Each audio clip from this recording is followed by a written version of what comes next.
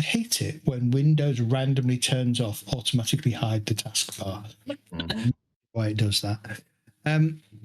Leaving a small group of knights and squires and some men-at-arms, of course, to defend the castle and to defend Salisbury and the honour of Earl Roderick, under the tutelage and command of Sir Elad, one of the more grizzled veterans of the Earl's court, and also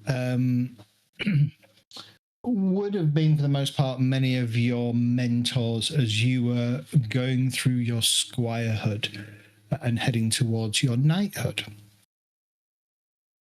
Things seem to progress fairly calmly for a month or so. As we rolled into sort of July, Sir Elad summoned you all to ask that you take a ride out to Pottern, one of the more distant villages or settlements under the protection of the Earl. They had, according to Sir Elad, failed to pay their last 3 months' tithes, coinciding, interestingly, with the departure of Sir Robert with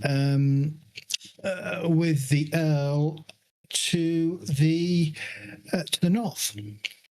And so on a fairly sunny July, you headed northwards, following the roads up to Pottern, where you spoke with a local farmer who pointed you to the direction of Sir Robert's estate.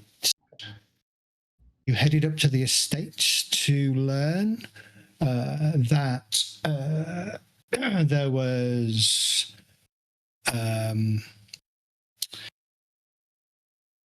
the lady in waiting, so the wife of Sir Robert, Lady Ilsa, and in my head I'm about to say Mongo, but it's not Mongo. Is it? Murdo. Murdo. Thank you. Murdo. That was all. Thank you, Alex. Is it Lady Ilsa or Lady Isla? I think it was Ilsa, because I remember thinking of Elsa. Frozen. I've written Ilsa, but yeah, it should probably be pronounced Isla. Isla, yeah. ILSA, so it should probably be Isla. Yes, Lady Isla.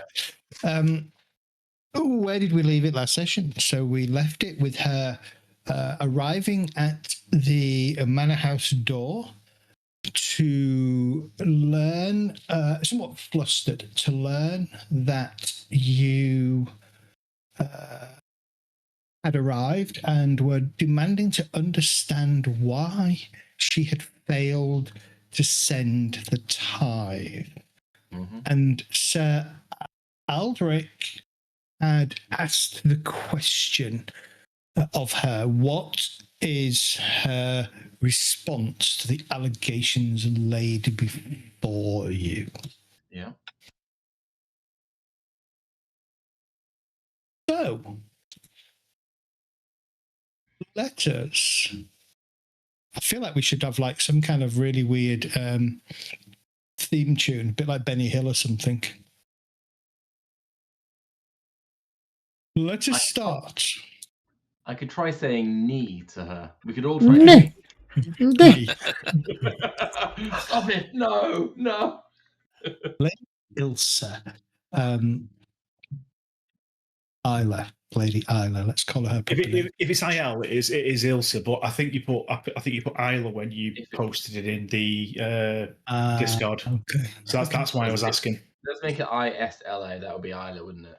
ISLA. Yeah. Yes, it would. As well. Isla. Okay, I can change it. That's fine. Isla. Both our names, both exist. She looks at Sir Aldrich. My lord, no, you must be mistaken. We definitely collected the tithes, and Murdo told me that he'd sent them to the priest who was gathering the remainder of the tithes from his part of his holdings, and told us that he would send them to the Lord.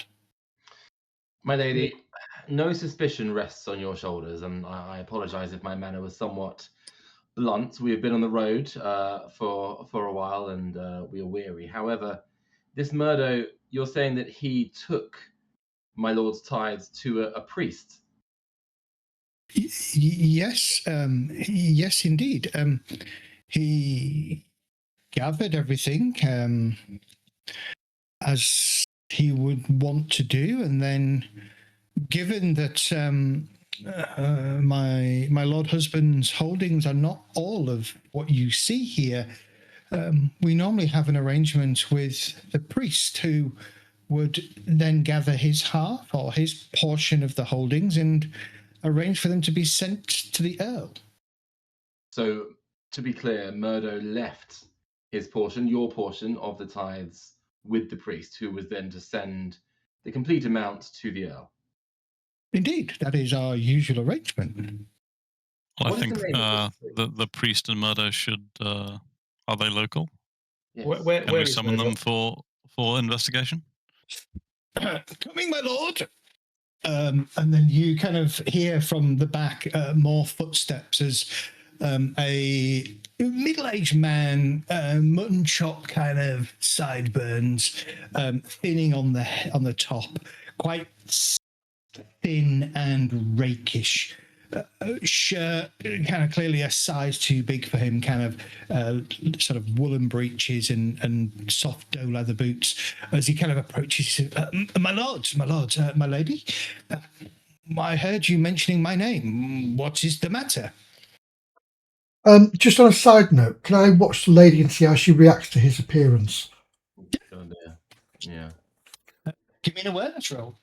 Yeah. Two shakes away. Do that. Awareness. Put the chat down before you roll it. There we go. Where's awareness? That's going to be under Skills. Skills. Thank you. Do that and do that. Give me a good roll tonight, please. Ah, goddamn threes. You're paying attention to her, but you're kind of a little bit enraptured by her beauty. She's not Her eyes are up here. She is not an unattractive or unappealing young lady. You put Isla at probably mid-20s. Definitely. Well, she's kind of old. Let's put in the grave. But she is a landowner. We've got to remember that. She's a landowner as such. So she doesn't seem perturbed by his arrival. She doesn't seem upset by his arrival. She doesn't give ground to him either. Good. No, your name was mentioned with regards to the absence of our Lord's taxes at tithes for the last 3 months. And we're tracking that down, and you were the next person to speak to. We understand that you collect these on the lady's behalf, and you have an arrangement with the local clergy. Yes, my lord. We collect the tithes. Our usual amount is £5, my lords. I make sure that all the people that belong to my Lord Robert he says for a moment. He says that that are beholden to my Lord Robert, and that my Lord Robert is beholden to them. They paid their dues and were yes, and I took the money myself in a small burlap pouch to come back. Priest. What is the name of this priest? Come back. It did sound like you were coughing. Come back. Come back. Yes, let me... C-U-N-V-A-K? No. C-Y-N-F-A-C-H. F-A-R-C-H. But how should that be said? How should that be pronounced, Cal? Kanvach. Come back. Yes. Father, come back. I did ask for a pronunciation guide from ChatGPT, it gave me the proper pronunciation, and then it said, if that's too much for people, just pronounce it as Kunvat. So Kunvat. Cool. Yes, I sent it to the good father. And where does the good father reside? Indeed. Oh, there is a small church in the to the western portion of Potter. You'll be able to find him there, I suspect. Sorry, did you say you sent it or you took it? Oh, I took it, my lord. Okay. Please, if it pleases my lord, I can bring the reeds to show you the markings. Please do. Did you get a receipt from the priest? We know. Is it just an agreement? You took his word? It is how it has always been. Indeed, and I see no issue with that. But perhaps once we've had a look at the markings, you can take us to Kunbach. Isla kind of calls over her shoulder, and she catches the attention of one of the maids who's kind of hovering at the back. You there, girl. Prepare food for our guests. My lords, please. You've been on the road for a while, and this matter, whilst I agree is very important, should not keep you wanting for refreshments and a chance to rest. You're most gracious, my lady. Your hospitality is appreciated. Murdo steps back as well, and he turns and he starts clapping his hands. You heard the lady. Prepare a meal. My lords, do you wish for to bathe, or is just a washing bowl good enough? A washing bowl would be good enough for me just to get the road dirt off my skin. Indeed. Our business is not finished for this evening, so yes, a washing bowl should suffice. Very good, very good. I will meet you in the dining room. I will bring the reeds for the recent transactions, my lords. Thank you, Modor. Yeah, Modor, isn't it? Thank you, Cumbag. She sounds like a Cardassian. Stop it. Okay. Why do players always absolutely crucify? Why did you pick this game and not expect any different? Yeah. Why, thank you. The only person who's going to get any of these pronunciations right is Kath. That's my cast here. Yeah. So, yeah, if you type them in each time that you've got a new name, I'll tell you how to pronounce them. He's like, for this game. Until it's Saxon. Yeah, old-fashioned Saxon names going forwards. Or Norse. In which case, yeah, we'll all guess. I'm just waiting for some of them to appear that I can actually translate into English, and it's wrong on so many levels. It's bound to happen. Isn't that sex on a multi-story car park? Okay. Over the next sort of half an hour, you are taken into the dining area. You are provided with bowls of clean water, some linen to dry your hands and wash your face with. Your horses are taken to the stables where the stable boy and the stable hands, along with your squires, because of course you all have your squires with you, begin to tend to your horses. The stable is rather full by the time you're 9 or 15 horses. I think we said 15. 15 horses. By the time your 15 horses are stabled, it's rather full. During that time, the dining room is laid out with each of you placed. I'm not going to do a feast, by the way. Each of you placed near the head of the table, and the lady kind of sits at the head. As is her wont, being the lady of the manor. Murdo sits with you, does not sit at the head of the table. The head of the table at the moment is kind of bereft. She does look like a kind of a lonely figure, being the only one sat at that table. The food put before you is suckling pig, a few fruits and berries, as well as some cheeses and some warm breads that's come out of the oven. The meal, ale, mead, all the good kind of things. The food is not, you are not left wanting or indeed disappointed by the courtesy that you are shown. My mannerism will reflect that. I'll be jovial and respectful to the staff, to the servants, to my lady. Indeed, my lady's household's hospitality is commendable. It is.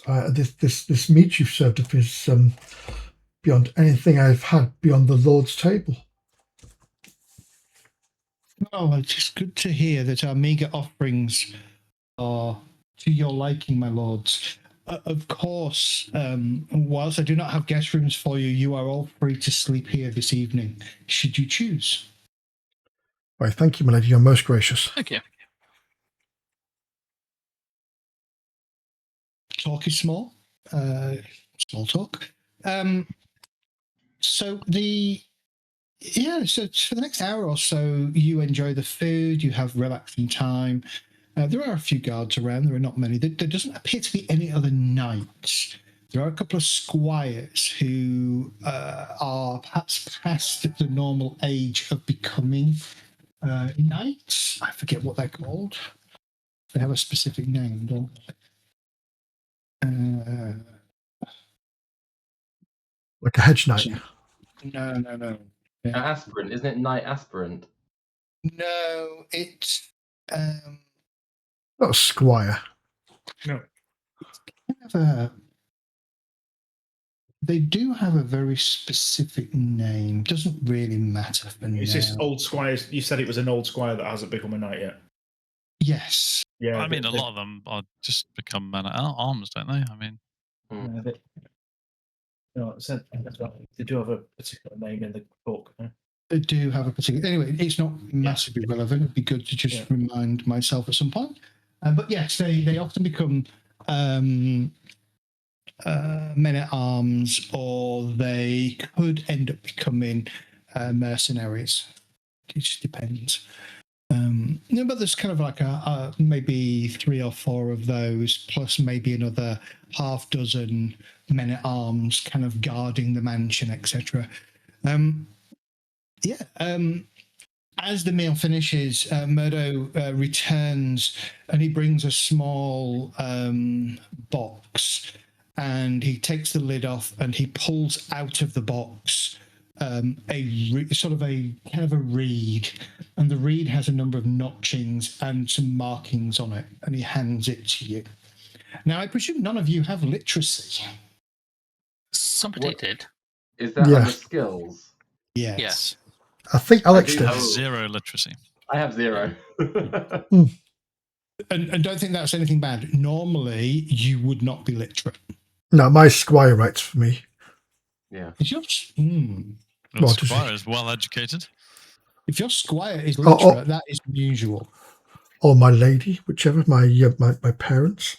I will have somebody do my your mum. dictating. My mum. Yeah, my mum does my letters for me. So basically, choose my food as well. Because Murdo is also illiterate.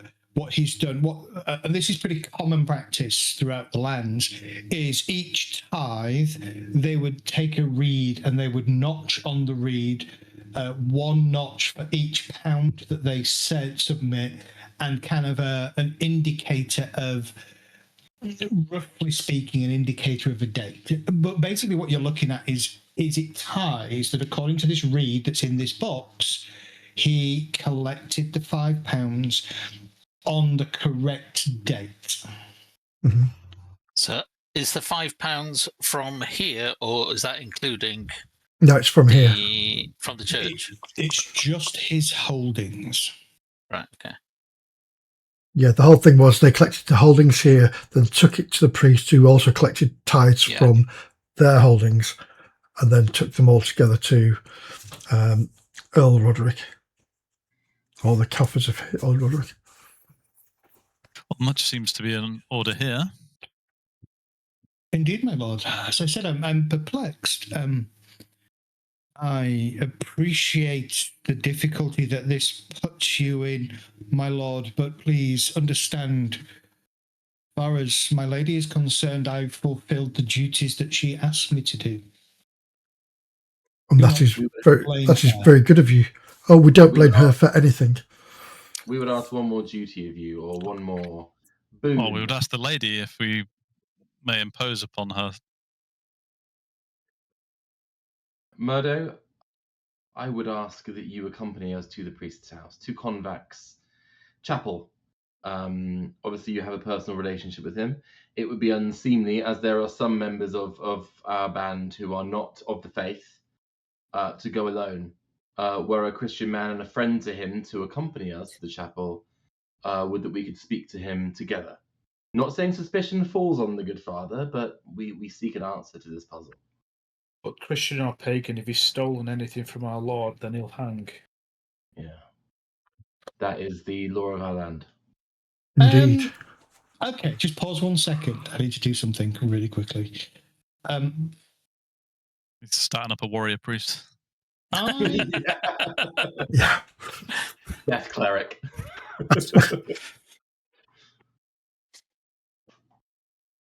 I would like you to roll against spiritual, please, with that statement. Me?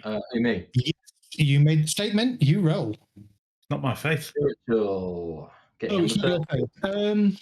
I thought you roll against spiritual. yeah. It's not my face. Number 13.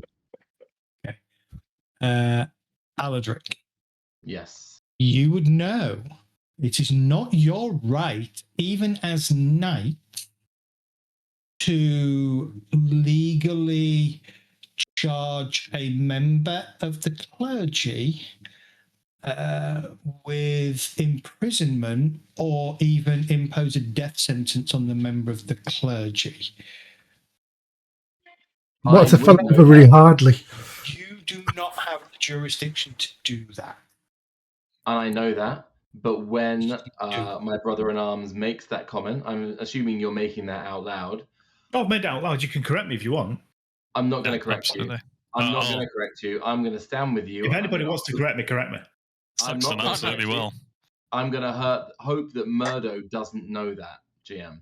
I'm going to... You say that, Sorental, you say that, Cadogan, and it kind of takes me aback a bit, but you can make me roll for this if you want. I sort of swallow that, and I sort of stand with you just and hope they don't know that, so they get the shit scared out of them and they do what we want. And then Sexton corrects me. Sexton's absolutely going to correct you, yeah. Then correct me. Just correct me. It's not a problem. So there's a serious accusation if that would be the case, but we would have to take it to the clergy to resolve that matter. So Sexton is effectively going, actually. Yeah. For a brief second, you would have that's fine, Sexton. It's my misunderstanding of your faith and its want. So, Sexton, you can also make a spiritual. I'll give you give me a just roll. A just roll. I can give you a just roll. Yes, I will roll the dice. Yes. Okay. You do know you cannot, you cannot legally arrest a priest because doing so violates the sanctitas, the sacred immunity of holy orders. Indeed. If you were to lay any hand upon the priest in a violent manner, you would become immediately excommunicated. At that point, the village would be in their rights to rise up against you and remove you from their presence. I mean, that wouldn't go very well for them, but Don't promise me with a good time set. However, you can place a priest, not the priest, because you're assuming he's guilty. You can place the priest in detention. And you do so under the guise of questioning him under the king's wartime mandate. Yeah, you can do that. I wasn't assuming that he was guilty. I was just saying that if he is guilty, he'd hang, which you think. So No, that is a decision. I don't care who's guilty. That is a Right. decision for the church. It's a bit of a I moot. would take that matter incredibly seriously. It's a bit of a moot point at the moment because we've still got to drag him away from the choir boys. Okay. So, Another serious allegation. Wholly accurate, but it's Yeah. it's an Indeed, the church can send a deacon or somebody to arrest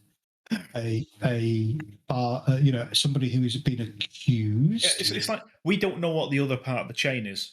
All we know is that Murdo hands it to the priest. The priest could then hand it to somebody else who takes it down, and it's just arrived. Let's wait till the morning, till the morrow, and speak to the priest, and then we can clear things up. Well, yes. What is the hour at this point? Yeah, what time is it? I thought we were just washing our hands and then cracking on, getting some food. I would say it's probably at the latest early evening. Plenty of time this evening. As I said, we've got further business, which is why we only wanted. I think we should make haste to the priest this evening. It's fucking Durkin. He's a part-timer. Don't make him roll for lazy. Make him roll for lazy. Absolutely. Yes. Make it roll against lazy. Oh, I was kidding. Is that my can't be asked bit? Hang on, let's look. Can't be asked. We haven't got workers' rights yet. No. So that's trait, is it? Okay, trait. It's a trait. Just honest, lazy. Okay, here we go. Down, yeah. Oh, by 1. Okay, so roll against energetic. Come on, let's not get anything higher than a 27. No, you agree with the group. There is no time to waste on this matter. You absolutely agree that tackling and confronting the father tonight is the best course of action. And I will say to my lady that, my lady, unfortunately, time presses on. We must go and pursue this matter with post haste. But if you do not mind, we shall come back this evening and prevail upon your hospitality again, so we may rest our weary heads upon your pallets. My home is your home this evening, my lords. Thank you, my lady Isla. I trust that your meeting with Kunvark is Kunvark, not Kunvark. Kunvark is. Meadow will rises. He returns the box of reeds to his offices and joins you outside. He will walk down through the village, but of course you are entitled to ride on your horses if you wish. Oh, yeah. The horses are stabled. Okay. So roll lazy again. I think keep the horses stabled and walk with Murdo, because I'm modest personally. I wouldn't want to, pull rank. I'm happy. Depends how much shit is in the street. How much shit is it? How far is it? Is it muddy? Bring out dead. No, it's not muddy. It's spring, isn't it? It's summer. No, it's summer. Oh, it's summer, isn't it? So it's a nice summer stroll this evening. Yeah. Very pleasant. Work off our dinner. I will take in the bucolic surroundings. Would the squires would the squires come with us, or would they stay with the horses? That's entirely up to you. You'd make that decision. I think the squire should stay with the horses. I think this is. I agree. Work. This is man's work. Yes. Yeah, my squire's got a job to do. So. Yeah. Nice. They're doing their squirely duties. Can I just have a subtle word with Kevin, my squire, and just ask him just to keep an eye on these knight aspirants, whatever you want to call them, these squires who are milling about the place. Just keep an eye out, just kind of under the guise of learning from them, ingratiating himself with them. Just report back if he notices anything odd. Of course, Sir Alodric. I will do that. We'll definitely keep an eye. Good lad, Kevin. May we eat, my lord? You may prevail upon the lady's maid, the maid staff, and see if they are willing to share some of their repast with you. But by all means, fill your boots. Thank you, my lord. I will inform the others. And he nods and heads to collect the other squires. You walk down into the village of Potton. Potton itself it's fairly scattered about. So looking around, there are approximately 29 houses or so. There's a bunch of mills. There are 8 mills in total. No, there are 7 visible mills in total, scattered around, sort of windmills and grinding mills, etc. Some decent pastures around the village itself. Scattered around, there are approximately, I want to say, probably 40 or so mixture of houses and sort of small holdings that dot around the edge of the village. You head down to the small wooden church. No service is, despite the picture I'm about to share with you, no service is underway.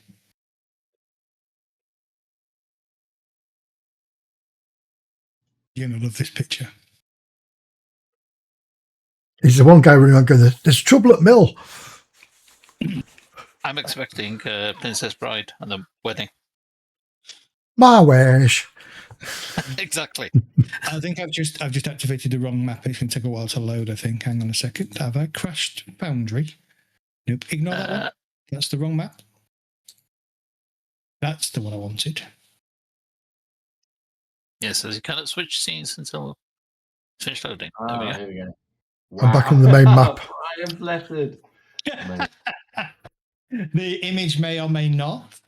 I haven't seen it. It hasn't come up for me. Coincidentally, Yeah, I've still got the map. That's awesome. The image, it is loading. It's just going to take a while. Click on the tab, top left. Any image that bears a resemblance to anybody real, living or dead, is purely coincidental.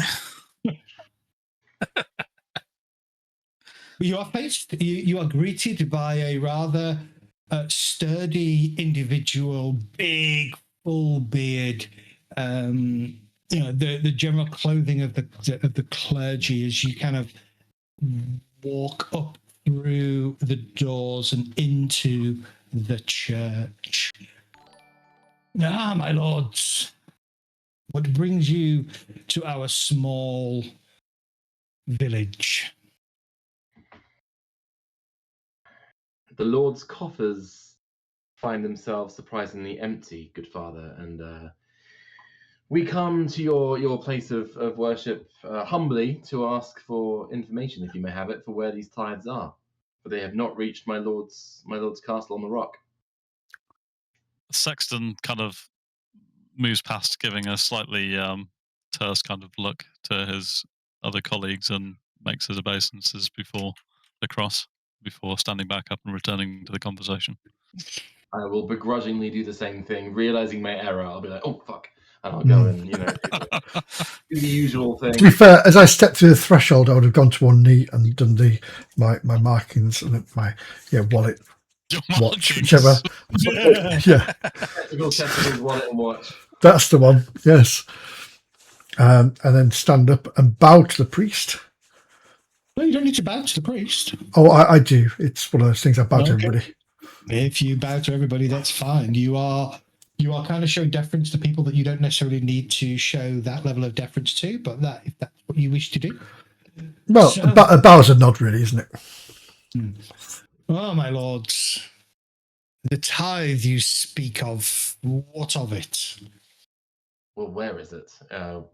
It does not reside in Sarum, and you were the last to have seen it. For the last 3 months.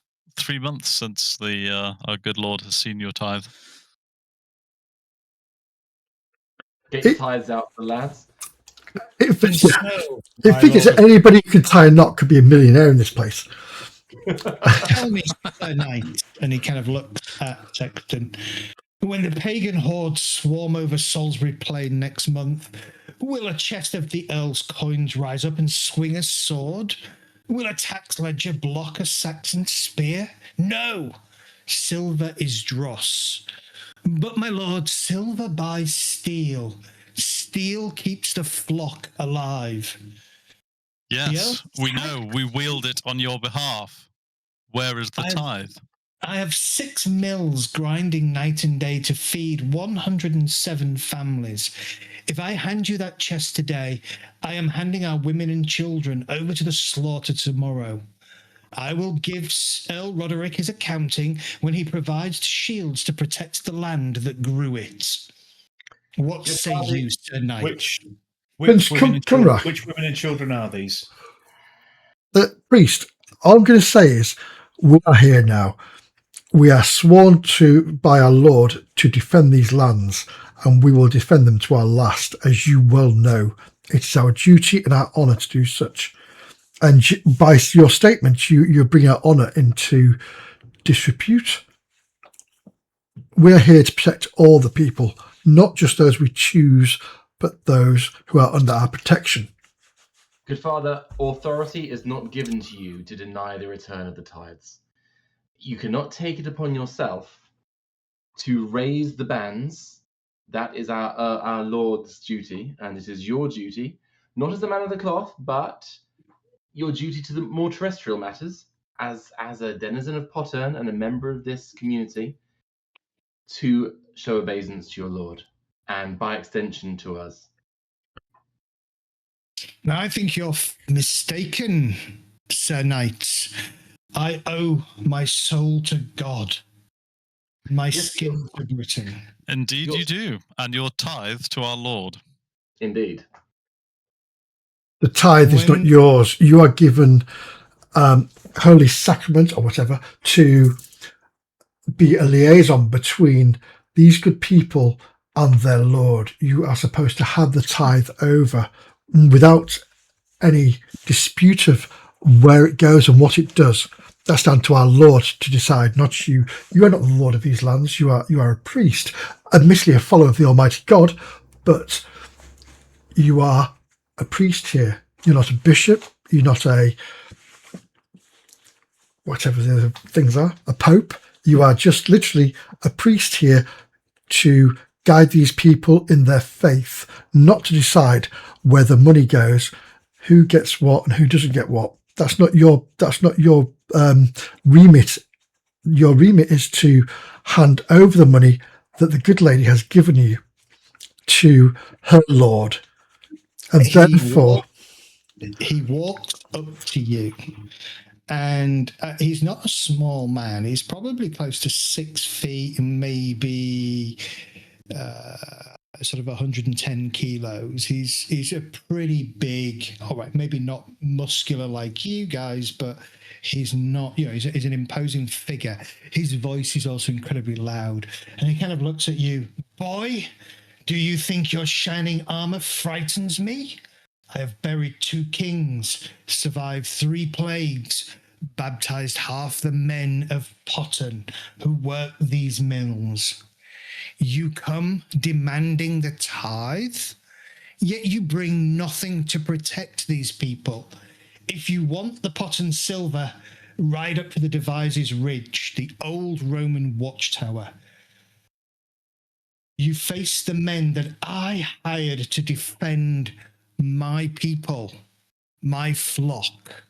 So you have just admitted stealing Lady Isla's money that was delivered to you to add on to your tithe. So you have taken her money and spent it. Isn't theft against a sin in your good Lord's book? You've just admitted to theft. I have not stolen a single copper. Where is it? It from the jaws of the wolf. No, a chest of silver, sir. It is in the hands of those who would gladly lay down their life to protect my flock. Priest, all we can see here is a scared man who is worried that he is going to die, not his people, but he is going to die at the hands of these Saxon hordes. And that's what it seems to me. You're doing this for your own gains, for yourself, because you're old, and now you want to try to outlive these good people, and you're putting their lives at risk just to benefit yourself, and that is selfish. And again, as my colleague, my friend here says, quite rightly, you're a man of God. You're a man of the people. You are supposed to represent the people and protect them spiritually against other religions in this that may try to corrupt them. Priest, your actions have damned your flock. And yourself. God will be the judge of my actions. Now be gone. I have a sermon to prepare. I'm leaving. I'm leaving and going finding a good rope. Father Conrad, we will leave. We will bear no steel here, and we will not puff up our chests and step towards you as you have to us. Yet as we leave, let me leave you with one simple verse from the book of Peter, for you claim to be a man of the cloth. Peter says in no uncertain terms that God resists the proud but gives grace to the humble. That humility is owed to your flock, as you so call them, and to your Lord. We will leave you now, but this will not be forgotten. Indeed. Well said, my friend. Well said. I would like Aladric to roll against his modest. I am getting a bit ballsy, I'll give you that. Okay, against the modest. This should be a cakewalk. Famous last words. Oh, beautiful. It's a cakewalk. Yeah. You deliver that in a very pious and rather modest way. The father kind of pauses for a second and then just simply gestures out of the door. All right. Mic drop. Father, I'll just go. a moment of your time.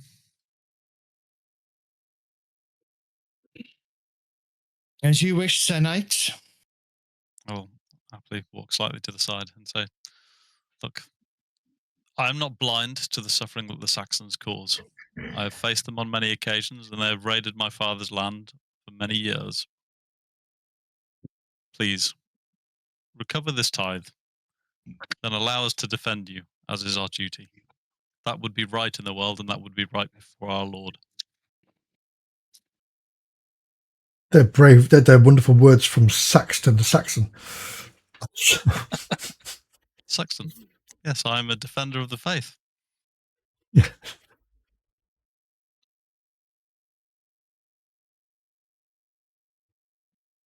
I wish that I could, Sir Knight. A contract, after all, is a contract, and I would be ill judged were I to demand those who have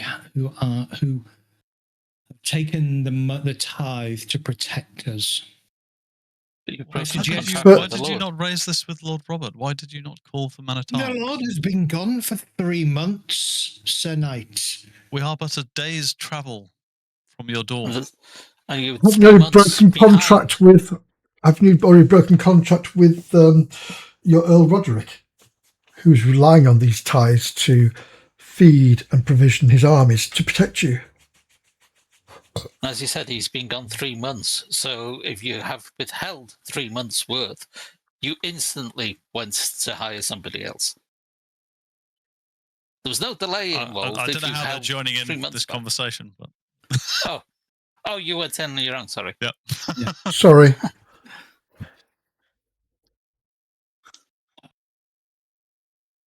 I thought you brought him into a huddle with us.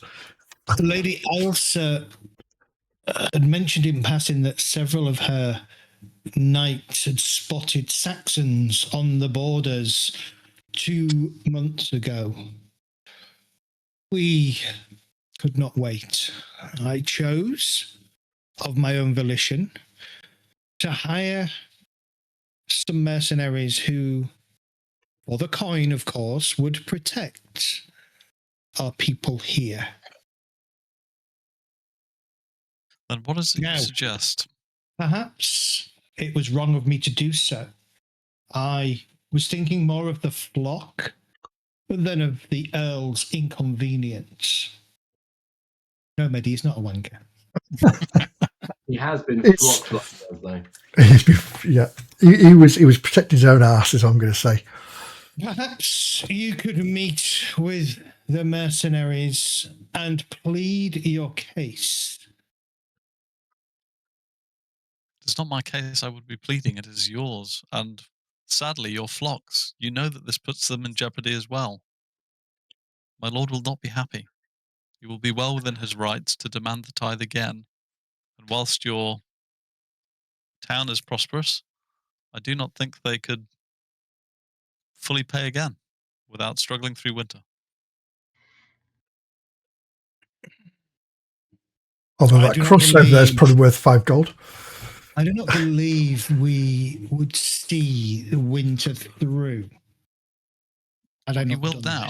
You have men-at-arms. You have ourselves, the good knights of Sir Roderick. We will defend you.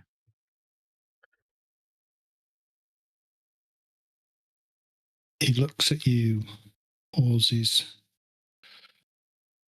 sort of shakes his head. A contract is a contract, Sir Knight.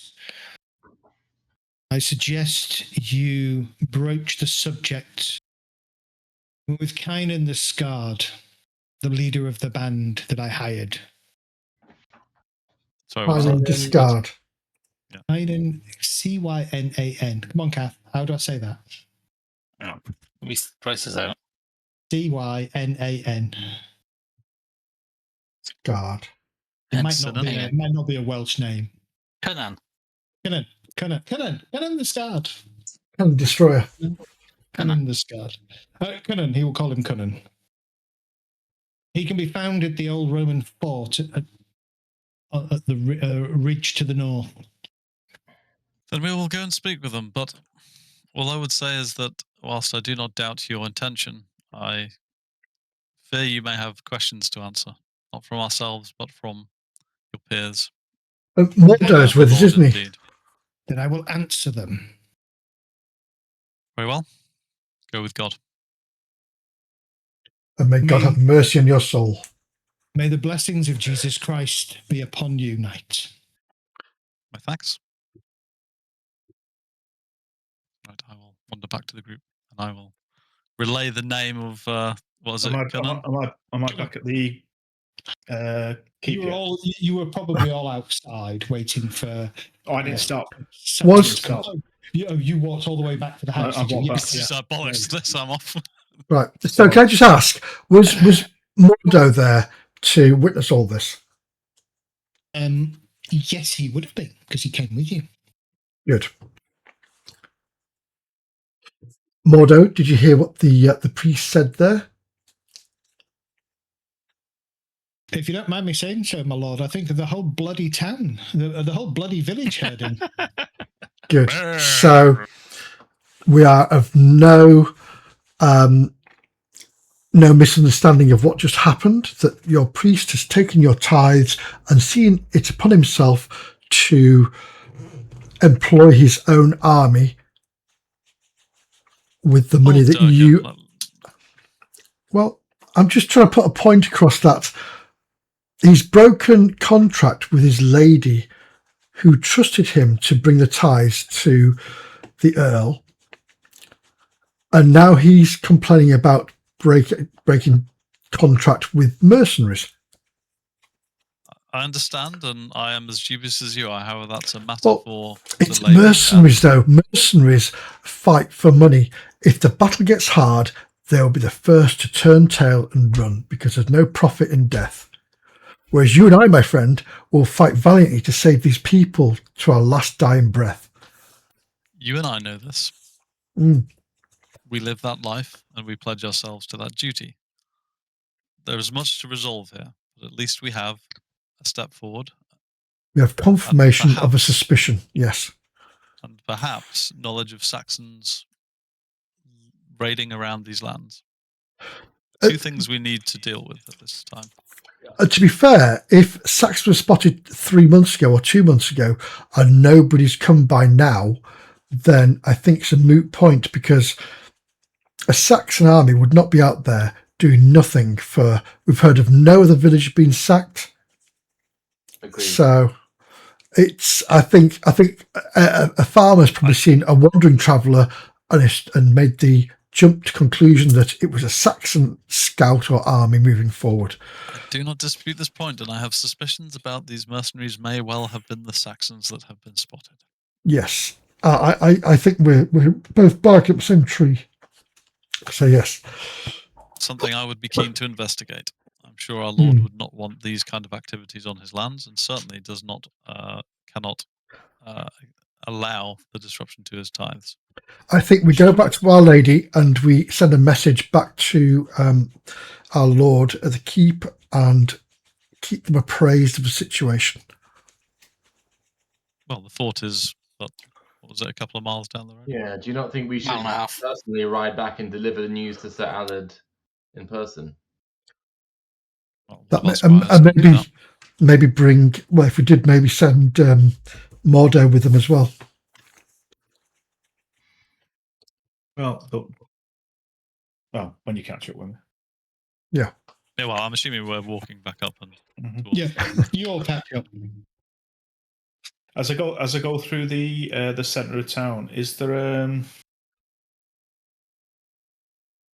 a strong tree? Oh, fuck's sake. All right, Barristan, fucking hell.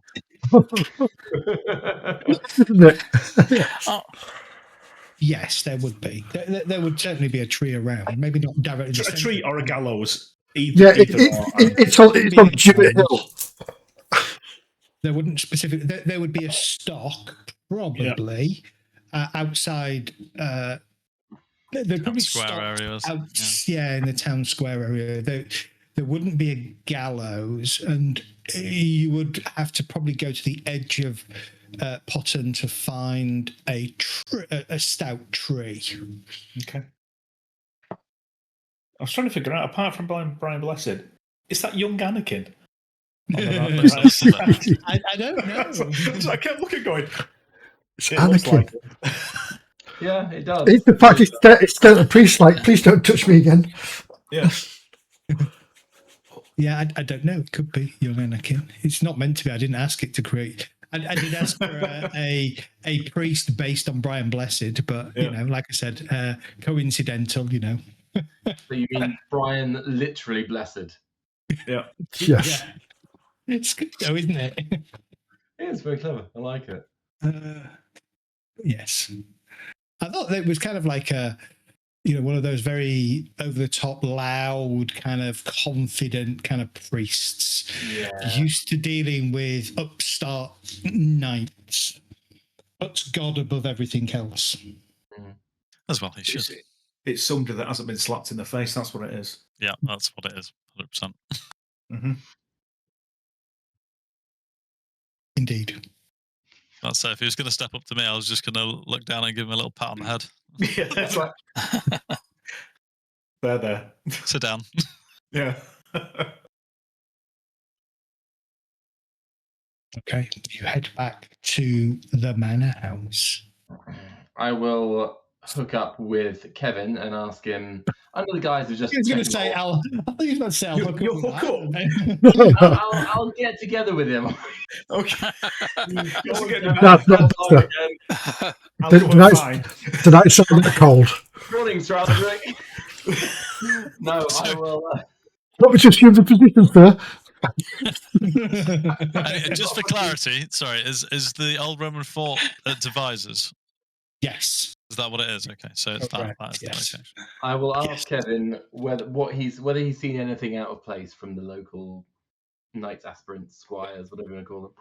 No, my lord, everything has been as good as it can be, my lord. And have you eaten? Or is it kind of like yes, no, we ate with the servants. Their food was very nice. The lady of the manor did not spare on leavers wanting. I'm pleased to hear yes, that. Yes, what I would say, and he kind of drops his voice a little bit, I would say the men-at-arms are not as disciplined as our lord's men-at-arms. Well, we couldn't expect them to be. Nor are the squires as disciplined as ours, for we are trained in Sarum itself. We are the best of the best, Kevin. Yeah, yes, my lord. I do hope that I can bestow upon you that honour, my lord. I'm sure you will. So, what do we do? Are we? Are we returning to the lady, or would it be unseemly? Because It's probably about 7 p.m. at this point. Depends. Has she retired? If she has, then we will. No, she's waiting. She's waiting in the drawing room for your return. Oh, okay. Then are we all planning to tell her the truth, just to kind of relay absolutely what we know? Yes. We'll do that then. Can everybody give me an awareness roll as you walk in to the drawing room? Yours, wasn't it? There we go. My awareness is pants. Just failed. You need to try and get it up, as they say. Yes. Cadogan's awareness, Sexton's awareness, Cadogan's awareness. Okay, the three of you as you walk in. The lady, Isla, is sat on her chair. She has a sewing kit in her hand, and she's kind of sewing a kind of a tapestry. But the three of you notice that there is a tremor to her hand, a nervousness, if you wish, that she tries to hide as she looks up as you are brought in by the servants. Your suspicion here is she knows that if something has gone awry, you are well within your rights to punish the village. And so she is nervous about what you are about to tell her. Oh, my lords, back soon. Were you able to address the missing tithes? Milady, there has been some complication with your tithes. I'll relay what the priest has done. Whilst I do not doubt his heart in this matter, I doubt his mind and feel concerned that he has not raised this with you or previously. This has been 2-3 months in the making. Has he not mentioned concern over Saxons raiding your lands? My lord husband's retinue is small. Certainly when compared to the likes of the earls and some of the other knights under the earl's tutelage. The good father has commented a number of times that he has been concerned that when Lord Husband is not present and he takes his retinue with him, that the village is undefended. And he said on a number of occasions that he did not feel the day's journey to and from the Earl's abode would result in any aid coming in time to prevent any raids. I am not surprised that he has chosen to do this, though I believe he does have the good folk of Pottern, the interest of the good folk at Pottern at the centre of this. Though I would agree that his actions have left us in a predicament. My lord, may I ask what you intend to do? Raise the villain. Kill every second child. Yes. Were you aware of the sightings of the Saxons in the area? We had several of our shepherds out on the hills claim that they had seen what they believed to be Saxons not too far from the edges of Blakemore Woods. It's going to be quite a distance. That's going to be quite a distance, isn't it? Blakemore Woods, yeah, that's it's half a day, I guess. Does map doesn't really say how far places are, does it? It's got miles down the bottom. It's about 10 miles. Yeah, about half a day. In the vicinity of the Blakemore Woods, whether that's the case or not, I have not had been able to spare any of my men at arms to go there, and my lord husband took the 2 knights under his tutelage with him. Have you had any raids or farms attacked or livestock stolen? From the west, my lord, no, we have not. Just out of interest, Zed, where's the front with regards to Saxons at the moment? South. South. South and east. Yeah, mostly. Whereabouts are we talking roughly? Let me go to a bigger map. 1 second. Players map, isn't there? Yeah, go to the players map.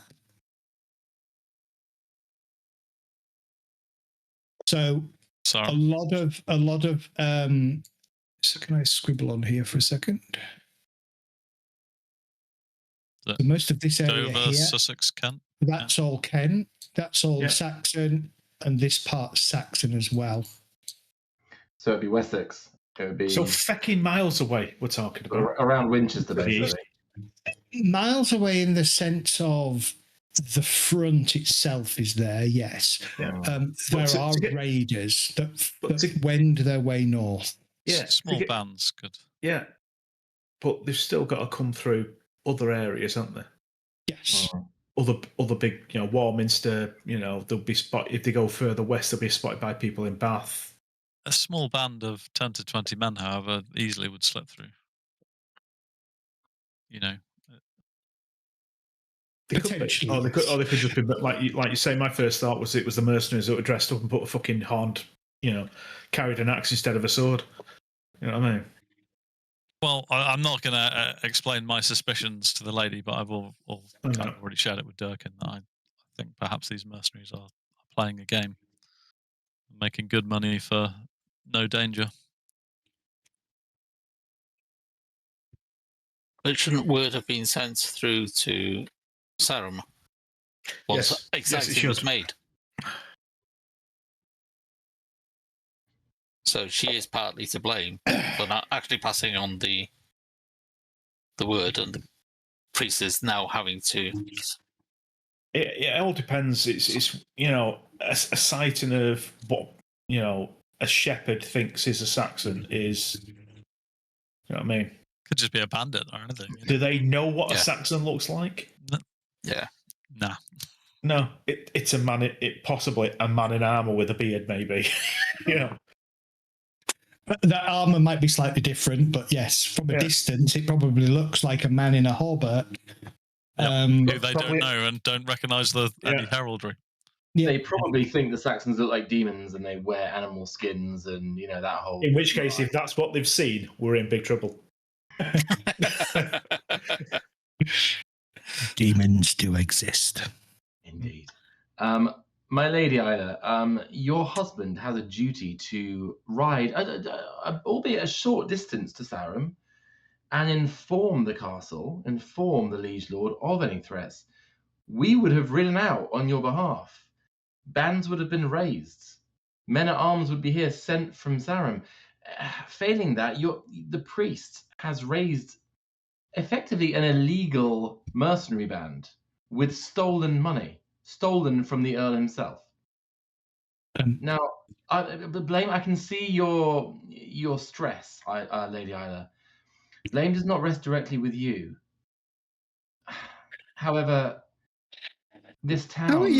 How are you doing this? Are you kind of approaching this with a forgiving attitude or more of a vengeful attitude? Not vengeful. Not vengeful. I'm trying to be. Give me a forgiving roll. I'm going to invoke traits all the time, guys. Good job. Forgiving. What? Oh, is that a trait? Third one down on your list. In with a good shot of that. Got a 13. Oh no. I failed. Okay, now roll against That's not vengeful. Now roll against vengeful. Oh no! I want to fail. Good, nat 20. So you may choose your approach, I think. Perfect. Don't know if I'm going to double check something while you're choosing your approach. I don't think a fumble changes everything. You're insanely vengeful. You slap her in the face. we all wince and go, oh, that was a bit harsh. And you drag her lord's heraldry from the wall and throw it in the fire. Set fire to the building. So, all right, Alandric, calm down. That's why it's called Alandric the Black. He's in his rage again. Like Lancelot and Holy Grail. Oh, he's in his particular idiom. Yeah.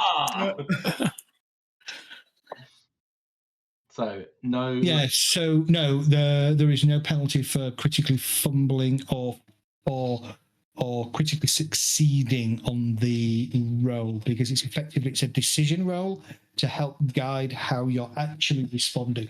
So yeah, you can choose. Are you approaching this like with a tone that suggests that you understand and are forgiving actions, or are you being like finger pointing and this is all your fault? You brought this upon yourselves. Neither really. More to the side of forgiving, but I'm kind of trying to show empathy and explain to her, look, I can see. Because at this point, I assume I've noticed she might be a bit nervous. And I'm just going to say, it's not your fault. In layman's terms, effectively, I'm saying your husband should have let us know. We have no wishes to take reprisals on this town, but this town has failed in its duties. So kind of reprimanding, but like gently reprimanding. And she's right to be nervous. It does put her town at risk. Yeah. If this tithe cannot be recovered and paid, there will be hell to pay. Hasn't he been gone for 3 months, or the husband? Yes. So it's only happened when the husband's been away. Indeed. Yes. So, and the priest is protected from what he does through his church, which makes things even more annoying. Protected from us directly, but he's not protected entirely. We shall put him under the screws. Where's his bishop? Well, Salisbury, probably. Yeah. Salisbury. Now, my lady, this mercenary band, I believe, to the north at Deviser's Castle, the old Roman fort. I, for one, would be inclined to head out and speak with them. Perhaps they can be persuaded to move on and return at least some of the tithe, which may mitigate part of the issue. If you know anything more about them, perhaps now would be time to share. I do not know. The priest took it upon himself to seek out the band of mercenaries without bringing this matter to me. Yes, I don't wish to bring disrepute upon the father, for he does care for the flock here. He's clearly a man of God, and to use his own words, he has seen half the men of this village born and baptized. He is clearly well invested and as a good supporter of your community. However, he has caused you major problems. And it is not his responsibility to do what he has done. It is you, as the lady of this manor, this area. He should have come to you and talked to you about this before taking it upon himself to do such an act. He'll answer to God for his sins. Indeed. He will answer to God for his sins. Pride is a terrible sin. So, my lord, theft is a terrible sin. My lords, as you know, I want to check his web browser. You cannot lay harm. You cannot lay harm on the good father, despite perhaps him deserving such a thing. At least not without the Earl's permission. What do you plan to do? I am aware that you. That would depend on what we could salvage from the situation. Can we take a minute? Can we basically like group huddle leave the room and just discuss this amongst ourselves because Sir Ella did say we can use any actions we deem appropriate, so we need to have a chat. A question, Lady Elsa. Do you have any foragers, huntsmen in your town that hunt wildlife? There are a couple, yes. Yes, there is one. Would any of them, or would any of your town have spent time in that castle, in that fort, as a child playing, or anything along those lines that would know the layout, ways in, the front gate, that kind of thing? The more knowledge we have when we possibly approach this matter, the better. You're planning a siege, Cadigan, but no, I like your train of thought regardless. I'm actually planning going through a grate that leads me into the castle and not having to siege them at all. You speak of Madog. Mad Dog. Mad Talk Dog. about your dog at all? Yeah. Madog. Madog. He's the husband. My lord husband.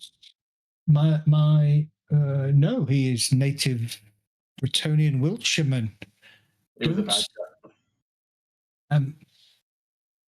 He is employed by my lord's my lord husband to manage the game timber boundaries of the northern woods. He knows. Is the games master?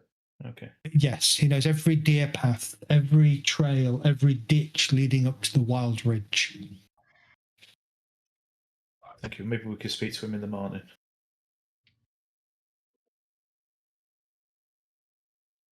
Okay, and if everybody's going for a huddle, I'll follow them out.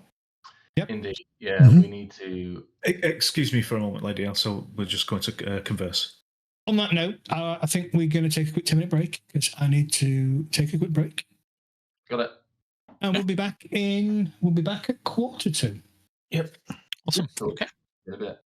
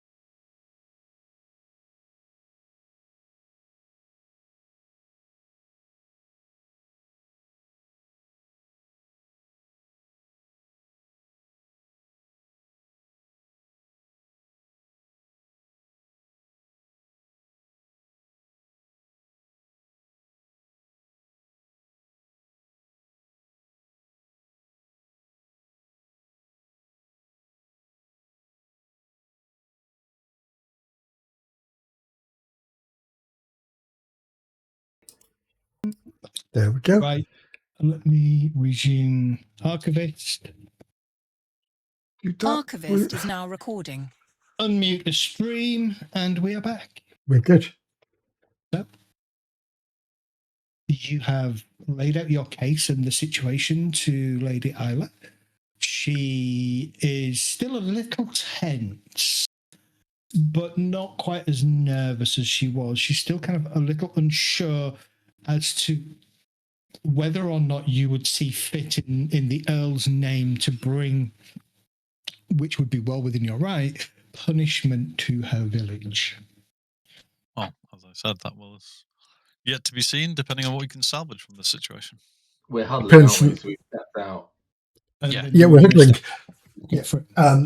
That depends whether how well their men fight against the wall we're about to take against mercenaries. So what are we thinking? I mean, obviously some kind of, not punishment, but some kind of consequences need to be levied here. Depends. If we can recover the tithe in full, then a reprimand would seem sensible, and whatever the Lord seems fit when he returns and understands the situation. Of every household, yes. Alternatively, if we cannot recover the tithe from these mercenaries, then I would suggest the village must pay the difference. Indeed, the Lord's tithe must not be stopped. Can't stop the Or the spice. church must. Make reparations. Sorry. Can't hear you, sorry.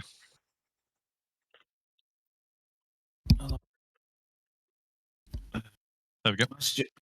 I would suggest that the church is has the responsibility for paying the difference.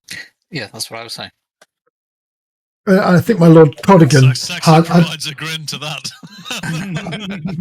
I think my Lord Codigan had a good idea by speaking to the Huntmaster to find another way into the Roman fort, because it's old now. It's going to have some breaches in the walls. It's going to have some wear and tear. I'd like to think in the battlements that we can get in without being seen. You would think there'd be drainage ditches and things like that, and walls that have fallen down and the like. It's been a while since the Romans were looking after it, hasn't it? Mm-hmm. Yeah. And what have they done for us anyway? And what is built a fort apparently. What would you suggest when entry to this fort has been achieved? What do you think? Either disable scouts, watchmen, which I don't think. I think they'd be quite lax if they're responsible for the fear of the Saxons. I think they'd be very lax in their watch duties. So we should be able to go straight to the leader's tent or where he's staying, and then maybe pressure him. You've never dealt with professional mercenaries before, have you? No, I haven't. I will happily admit to Cadigan. They're not lax in their watching because their money depends on it. Yeah. Well, can I suggest caution and also not taking immediate military action against a non-hostile band? Perhaps a conversation with this Kynan. You could suggest it. I am hereby suggesting it. It would depend on their temperament, Aladric. Yeah. But yes, I would agree. If their temperament is not agreeable, though.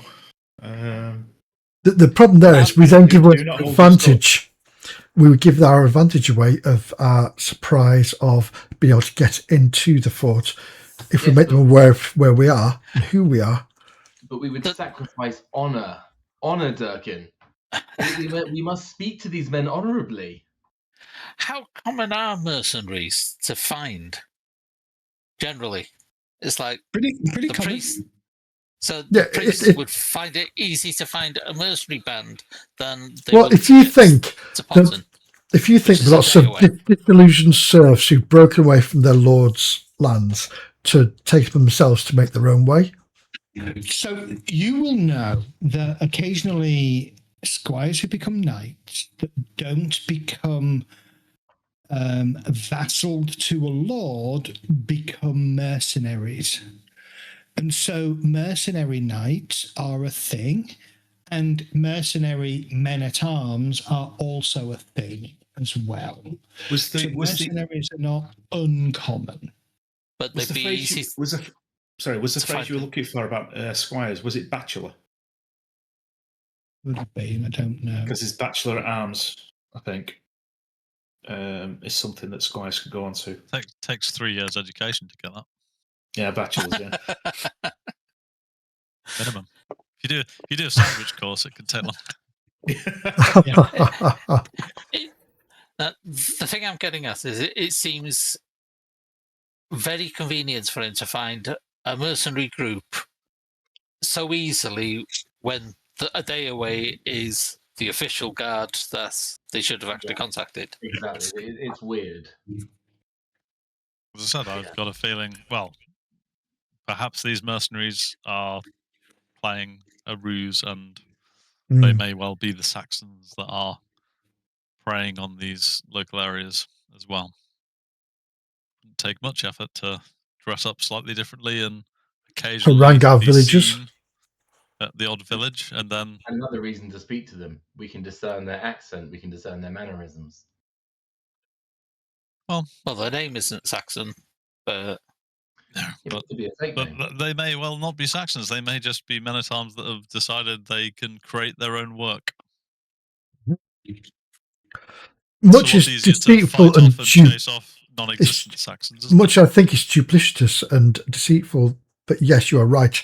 I can imagine people would be at the point where they would do this to earn simple coin. Any honest mercenary band, you would presume at the moment, would be under the employ of either our lord or perhaps the king. Indeed. There's money to be made. I think we should turn our attention to what possible consequences this town faces, and indeed her lady. Do we levy punishment on the town? Because she'll be expecting us to give an answer. What do you all think? I don't think. I think putting extra tithes, it should fall down to the church to make reparations rather than the town, because the town did what they were asked to do. They took their tithe to the priests, who would normally, as they've done for years, I'm assuming, who would then send it on to our Lord. But the priest then took it upon himself without any communication, as far as we know, with her ladyship. Therefore, the priest here is an error, and he is the one that should make reparations for the town. Whilst I do not discount that, our Lord requires his tithe. The church, despite their faith, they do not part with money easily. That would be down to our Lord to take up with the bishop, wouldn't it? Indeed. It would, but in the meantime, I would suggest we recover the tithe in full. That is what we've been requested to do. We're a minimum of £15 down.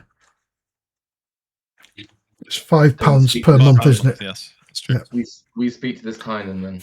Yeah, that's not counting what the church owes. It's £5 per quarter, not. Sorry, my apologies. So technically, not even that. And that was from. Yeah, and that was from this side, wasn't it? So from whatever the priest was meant to collect, it might be 10. Yeah. Yes. I had an idea. We tell the lady, to her relief, there are no direct consequences or punishment. However, reparations must be made, and those reparations can come in the shape of this town's men-at-arms accompanying us to speak to Kynan. I don't think we can say that. I don't think we can say that. Why not? They're our vassals. No, I don't think we can say there isn't anything. Not within our gift to give away the tithe. No, we may need to hang some people. Yes, and I think Lord Robert is much higher than us as new knights. Cadogan, it is not our duty to hang innocent villagers. Yes, it is. It absolutely is. If that is what you are commanded to do by your Lord, you would do it. Our Lord did not command us to do that. Our Lord commanded us to but the guy that sent us here said, yes, you may have to. We may have to, but it's not my belief that we do have to. Well, let's cross that bridge if it comes to it, okay? Unfortunately, it can be your belief whether you have to or not. That there may well be some people getting hung. Yes, but like I say, let's cross that bridge if we come to it. Let's try to recoup this money back first. Much it hurts me to do so. Are you in agreement that we can ask the townsmen? We can ask them to lend us the townsmen at arms, at least a portion of them, to act as a guard for us to come with us. There are 6 in total. I think it would be wise to leave those 6 defending the lady of the house. Yes. I think we are 5 stalwart knights. We shall be fine in our faith and our steadfastness to do this duty against the 50 mercenary men that are there. And we can find a choke point, be fine. We'll just leave Saxton to defend the archway. Surely, Durkin, you are worth at least 10 men-at-arms. Well, money-wise, yes. But yes, I believe I would ransom as much, yes. Strictly speaking, he's worth, a man-at-arms is worth 1/8 of each of you at the moment. Yep. Okay, so that's not bad odds then, really, is it? I do think 5 knights should be worth 20 men-at-arms. That's a 4-to-1 odds there. We should be proud. When was the last time you've fought in a battle? God is on our side. It's been a while. But... You're not going to hit them with your loot, are you? No, the loot's mine. I took it. By now it's about 8 p.m. It's still late. You suspect it would take you probably an hour max to get up to the... I would suggest we go in the morning. But you were also contemplating... do you wish to ask Lady Isla to summon her gamekeeper in the morning? Or yes. Do you wish to go find her yourself? Well, we should maybe talk to the dog tonight. We could talk to him tonight. Yeah. If he's out and head out in the morning. Maybe have a flag Nevail with him. I assume he'd have huntsmen of his own as well that work with him. Learning from. See any sign of the so-called Saxons in the forest? Yeah, that's a good call actually. Yes. Isla instructs Murdo to send one of the servants down into the village to bring a Maddock. After about half an hour, Maddock kind of arrives. He is a fairly gruff man. He wears a jerkin of sort of leather, probably deer leather. Maybe boar, actually, probably boar leather. A small blade at his side. He is clean shaven, scruffy black hair, fairly deep, piercing green eyes. He smells as though he's been deep in the cup. I will. At this point, I'm out of armor. Yeah. Out of shield, out of sword. I mean, Yeah, you as the lady said, the dining room, as you're used to with the Earl, the dining room is yours to sleeping for the night. I will give, as he walks in, I'll give him a nod of respect because he's earned his right to be huntsmaster. He's skilled his art as what he does. And I appreciate that because it's something we all attain to be the best at we are at what we do. My lords, I saw you arrive at the afternoon. You wish to speak with me? Indeed, my Lord Codigan has some questions for you, my friend. Is that okay? Yes. Talking is such a dry thing. Have a drink of this. Now pass my carafe of ale across. No, my lord, I would not deny you of yours. Boy, bring me ale. I respect that. Thank you. One of the serving boys kind of looks at him, looks at you, and then looks at Murdo, and you notice a slight nod. Go on, someone tell. I'll just hold up my hand for the moment and just 1 second. My lord. Mad Dog. The fort to the northeast. What do you know of it? Ruins, my lord.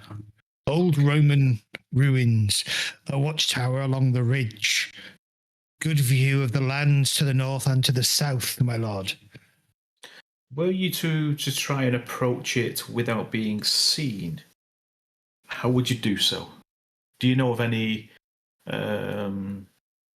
culverts that lead towards it, or tunnels, or anything that the Romans the cunning Romans left behind?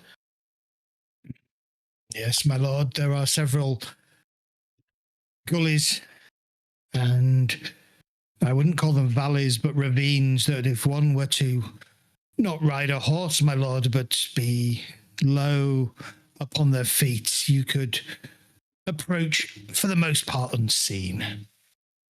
Is this something you could guide us to on the morrow? My lord, yes.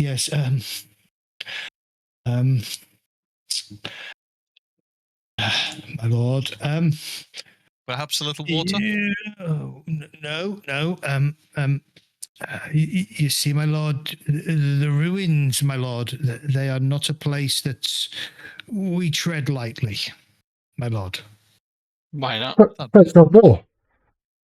Oh, we call them the old ghost works, my lord.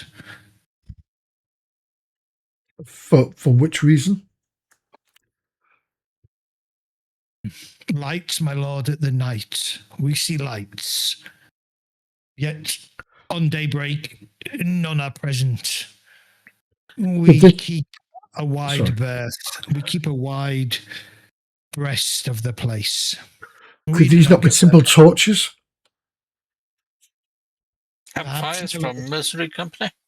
Okay, you've got to remember, superstition is a real thing here. Fairies, goblins, ogres, trolls, giants all exist. So the villagers being superstitious is not unusual. Understood. My lord, it could be, my lord, but as I said, those of us who have braved the ruins during the daytime, we have not seen any signs of occupation. What in recent weeks? Anyone been up through that area recently? No, my lords, no. We have not been near there for about 4 weeks now, my lord.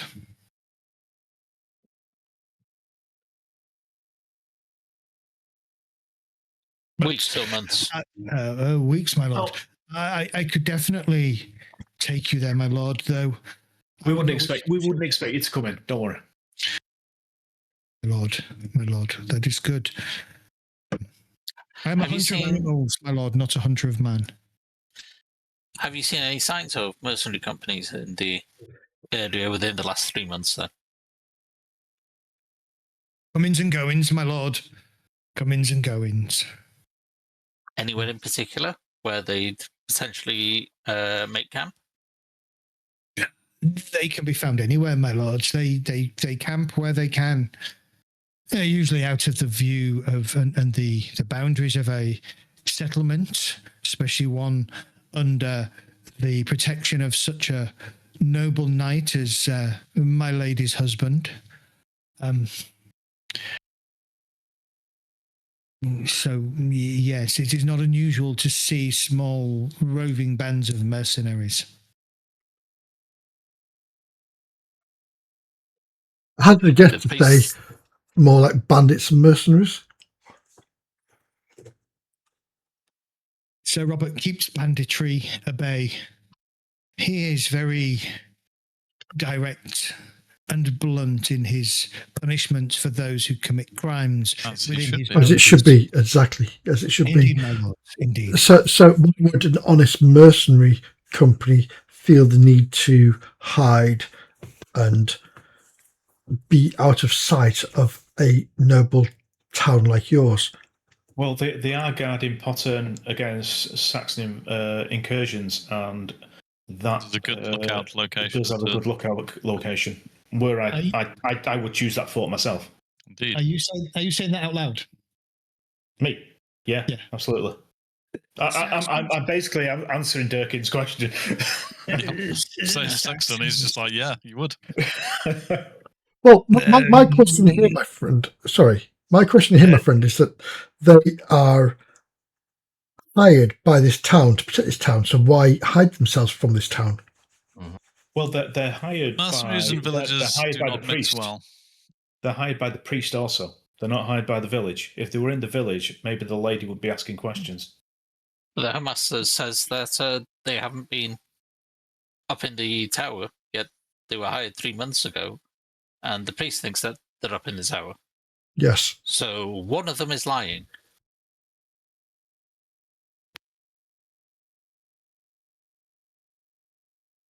Or they believe in leave no trace. Sorry, my good friend Maddock, you had something to say? Yeah, matters not, my lord. Matters not. Have it you or any of your huntsmen seen sign of Saxons in the nearby woodlands? Saxons, my lord. Are you jesting? That is the rumour that's got the mercenaries hired. That is why the priest hired them. There are no Saxons within 5 leagues of Pottern, my lord. I must admit, I thought as much.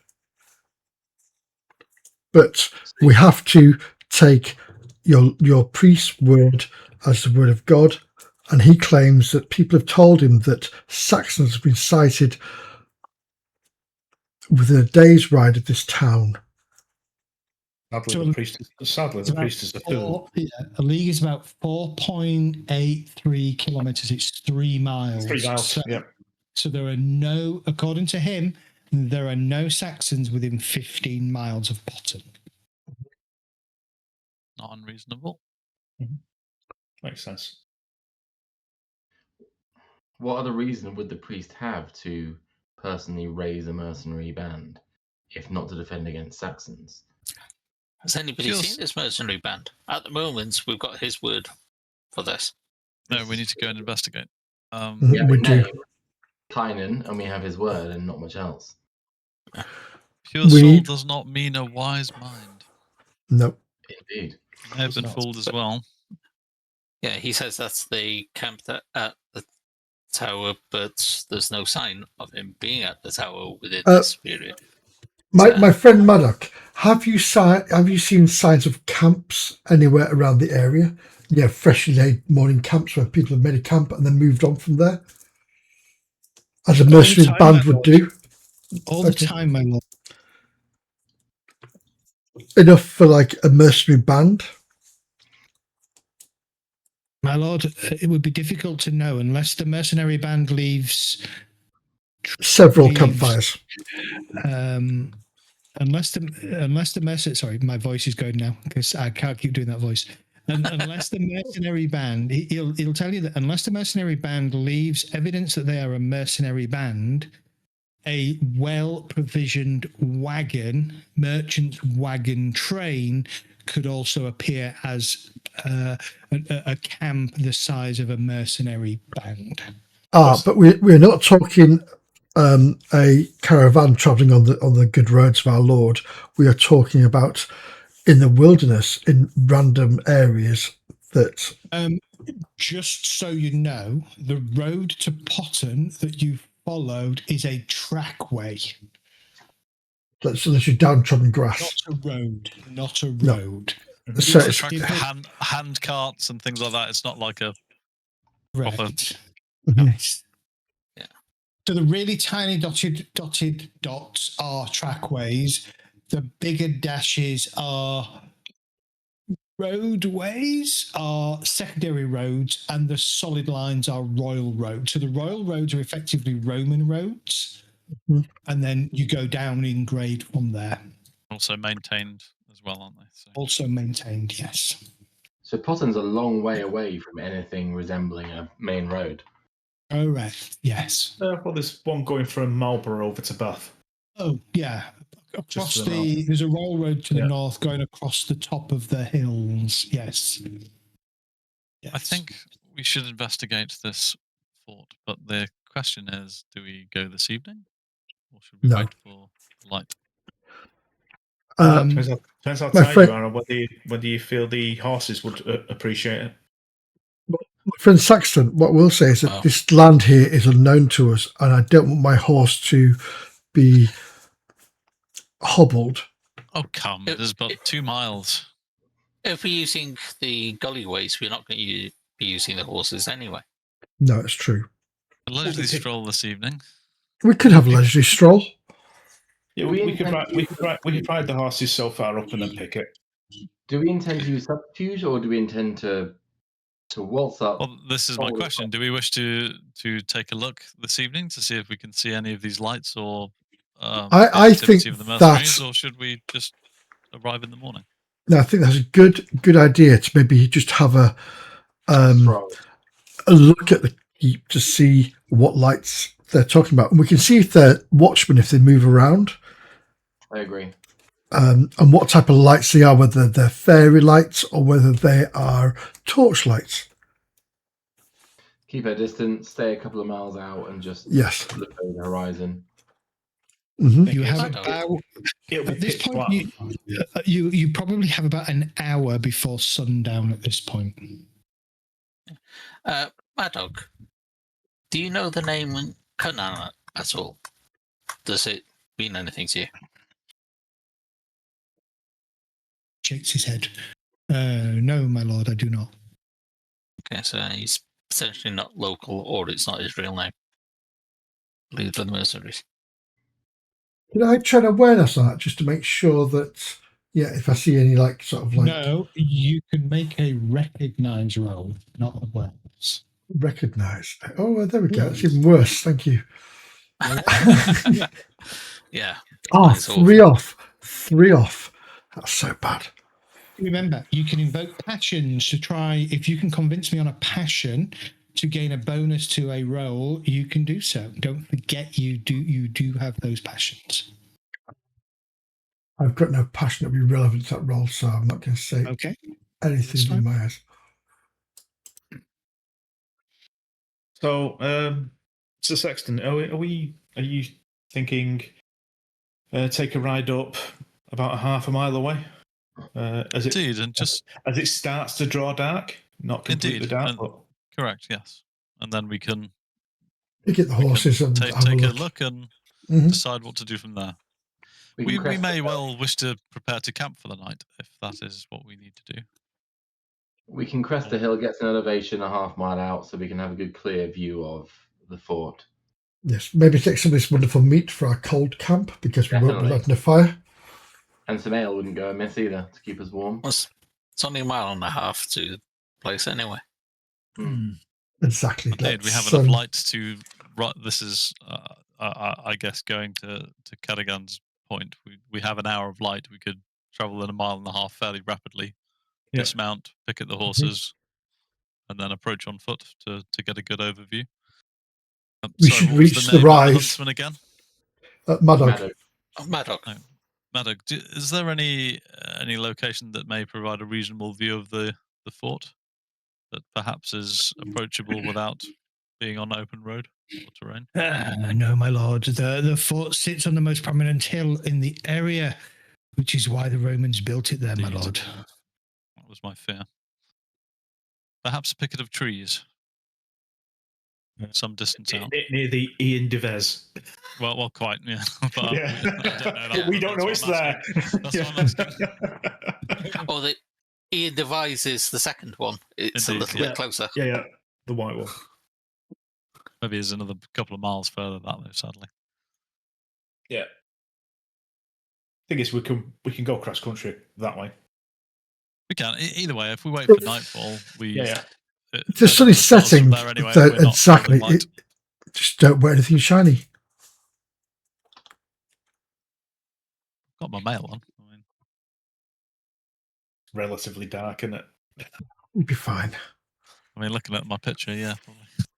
Just get some charcoal, rub it of your mail. Yeah. Oil and charcoal to dull it down. Well then, should we set out? The light is failing.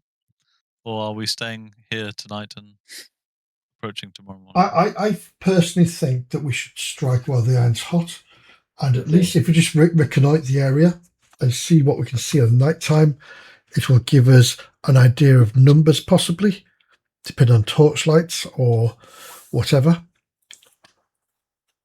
If anybody's there to start off with, there will be a glow from fires. So, yes, let's. I'll just turn to my squire and say, Percy, go prepare the horses. We've got 3 or 4 of us in agreement. Indeed. You know, Baldrick's going to armor, my lord. Cadwin? Is it Cadwin? Sorry. Sorry, what was that, Percy? I said, yeah, I'm in agreement. Okay. Do you not wish me to help with your armor, my lord? We could do that just before we leave. I think we get the horses ready first. Very good, my lord. Maddox sort of looks at you and says, my lords, I do not have a horse. Do you wish for me to lead you there or just give you directions? You may ride one of mine. You are so gracious, my lord. I don't think we'll be going much faster than walking pace anyway, but... Exactly. Just no, don't well, fall off. We're just not walking. Yeah. We're just... Yeah. Don't fall off the horse in your state, my dog. He smiles. I will not, my lord. You can go on me, Sumpter.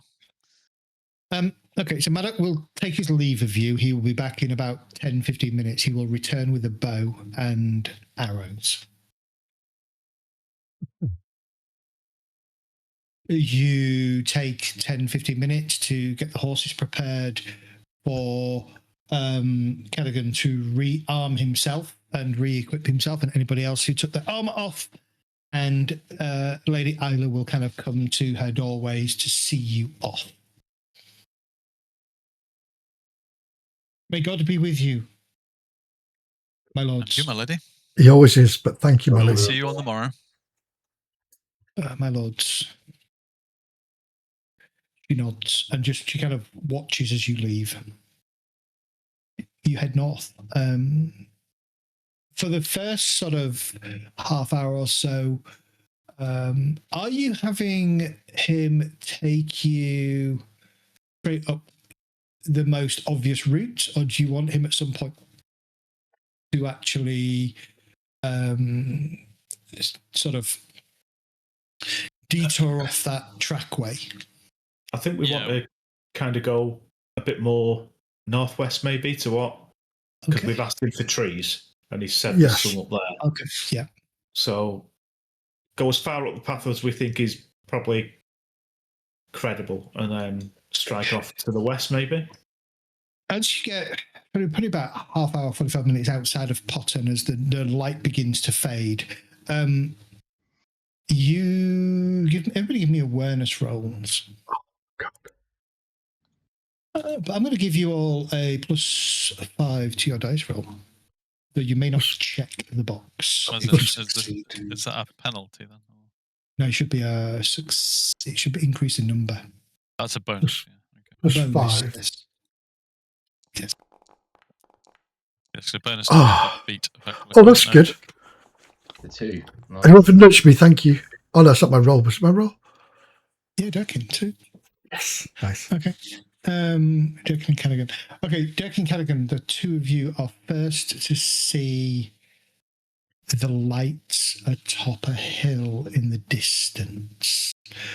And as you pause for a moment, Maddox kind of pulls up in front alongside of you and nods and says, "Aye, my lords, that is the old Roman ruin. See, lights." What colour are the lights? Normal colour. Yellow fiery lights. Torch lights. Like lanterns, yeah. They look. Well, two of you rolled a 2. That's incredible. They look like campfire lights specifically. Lampfire, right. Campfire. Oh, campfire. So we can see.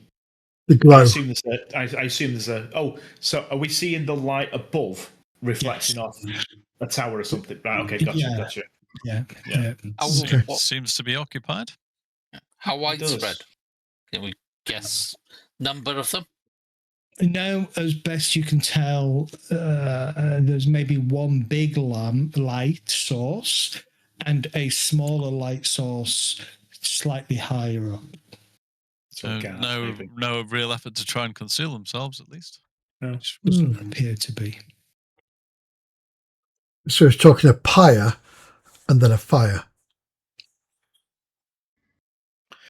It may be a normal sized campfire, and if it's higher up, it may be somebody With in a torch. with a torch or a lantern. Yeah. But if you keep them watch, you wouldn't use a torch. Otherwise, you get like blind. Depends if It's behind you. depends if you're walking along the wall, I suppose, Mm. and it's dark. I don't know.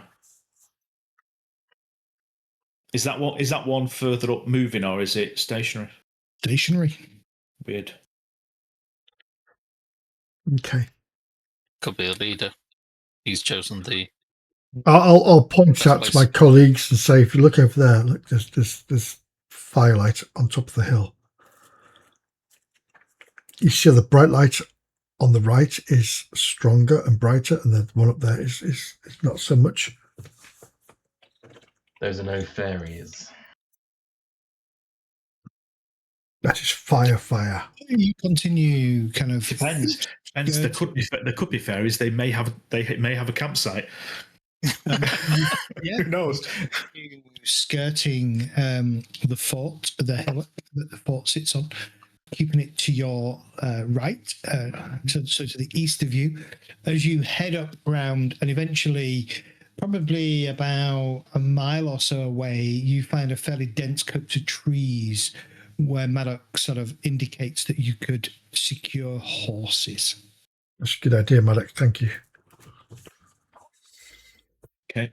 Pick at the horses and Move on foot. Yeah, the trackways that you see all kind of run around. It's dark, so you wouldn't be able to really see where they run. So I'll ignore that for now. I'm giving Maddox to lead the way at this point. Yeah. How close are you planning on getting? I'd like to get in listening sort of distance. I mean, it's nighttime. I'm hoping the voice will carry. So if it's a mercenary band, maybe they're having some banter. Okay. I will be able to hear that from a distance. how dark is it? Is the moon out? How clear is the sky? Basically. Yep. Or is it fairly open? Yeah, is it overcast? If it's overcast and there's no moon, then it'll be dark as fuck. With a slight chance of precipitation. It is not overcast. Okay. But there are some occasional cloud cover, and at this moment in time, the moon is behind cloud. Quick, leg it, lads. No. No.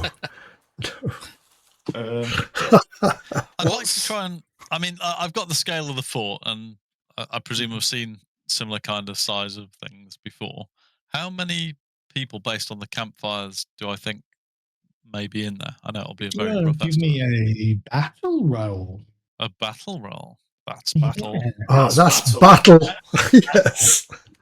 God, bring back memories. You've got a lot to answer for that game. Nice roll. Yeah. What you believe you're looking at is a singular campfire, but fairly large. So definitely bigger than a typical small, the kind of campfire that you would build if you were in the, camping in the wilds. So in that sense, it's probably designed to cater for more than 5 people. And you think that there is a torch or something atop a tower. Those are the only 2 light sources. So hard to determine. You could probably put it at a small band of somewhere between maybe 10 and 20 people. We can take that 20 people. It'll be fine. There's only 5 visits, 4 to 1 others. We've got this. What about night sounds, like wildlife and things like that? Are they? Yeah, there is the usual kind of night sounds that you will hear. Every now and then you'll hear an owl hoot or some other animal moving around in the foliage around you in the sort of the meadows and things. And judging by Cadwyn's night before, there'd be a lot of no.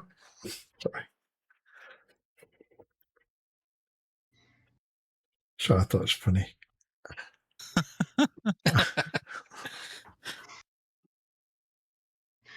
Are we advancing subtly, or should we just send Madog in? Just send Madog. If they see him, they'll be expecting to see him. Just send him in and promise him a bit of payment, a couple of silver. Report back what he hears. Good call. Can we hear voices? Why are we paying a peasant for doing his job? He's not a peasant. He's a specialist. And he's paid by his lord to do his lord's bidding. He is. Have you no charity, Cadigan? No, I don't. No, I don't have no charity money. for a man that's already been paid to do his job. It's a goddamn pagan.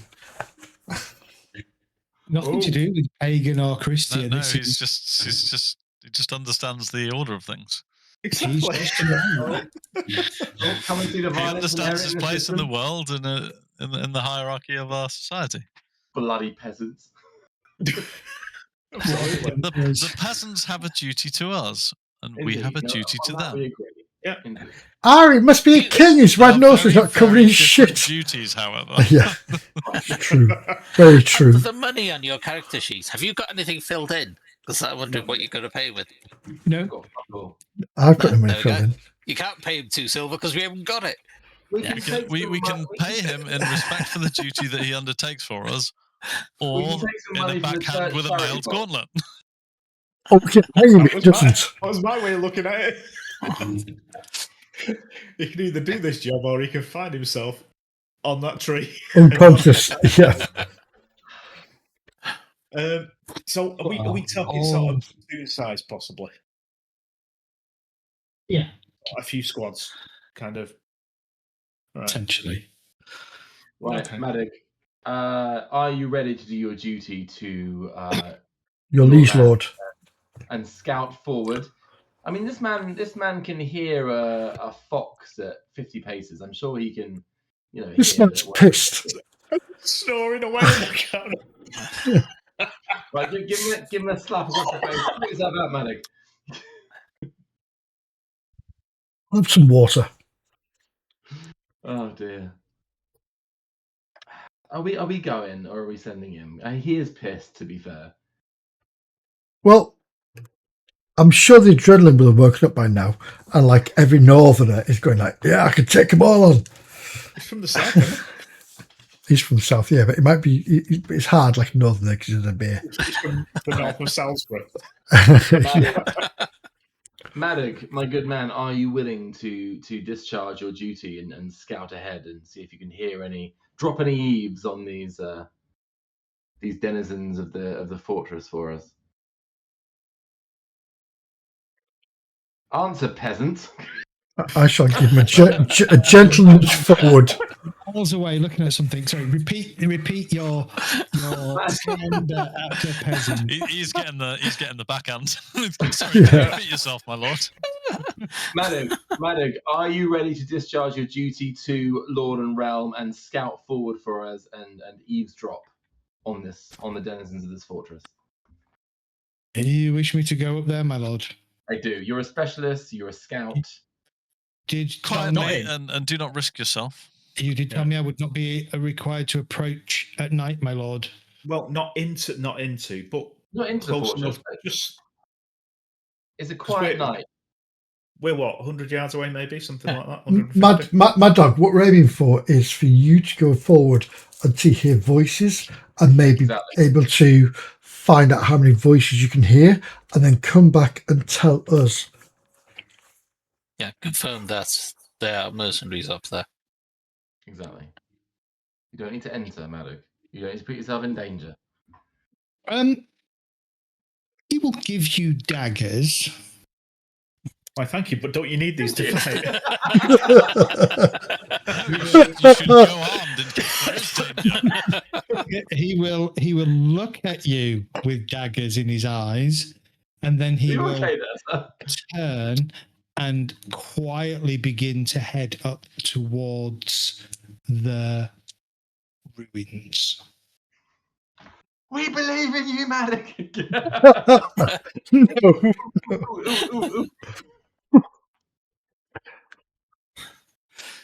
I went the tree line going, go, man.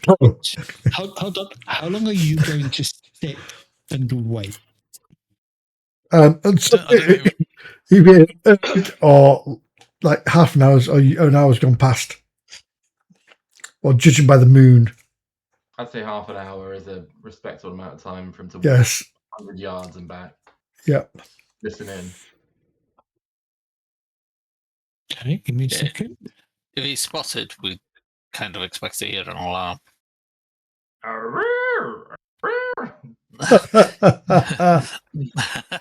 that kind of alarm. More like come on. That's Alarm! Half an hour passes. Maddox does not return. Neither do you hear any alarm from the fort 100 or so yards ahead of you. Let's stay quiet, people. Let's just blend into the wilderness and be quiet and wait for Maddox to come back. He's a trained. A leaf on it. Yeah, I'm a bush. I'm a bush. I'm a bush. I'm a I think bush. we should go and look for him. Ah, fuck. No, We were wait. taking him back. I will say candidly, my friends, I've never fought in the dark.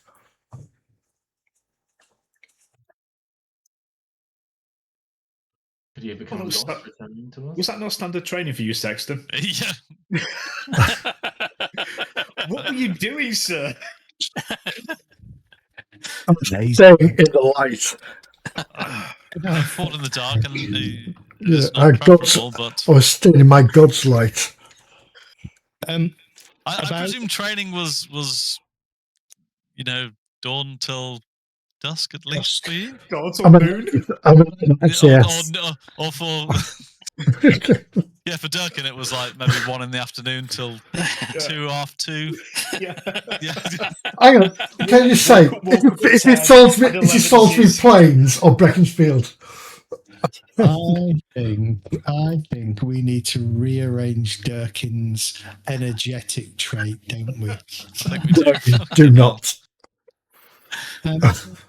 Saxon is suggesting that we go and take a look for him. He could be in trouble. Yeah, it's worth walking, moving forward. Not ideal, but okay. Let's move forward 50, 60, 75 yards. Everybody like roll against hunting if you're heading forwards. Okay. Hunting. Not my thing.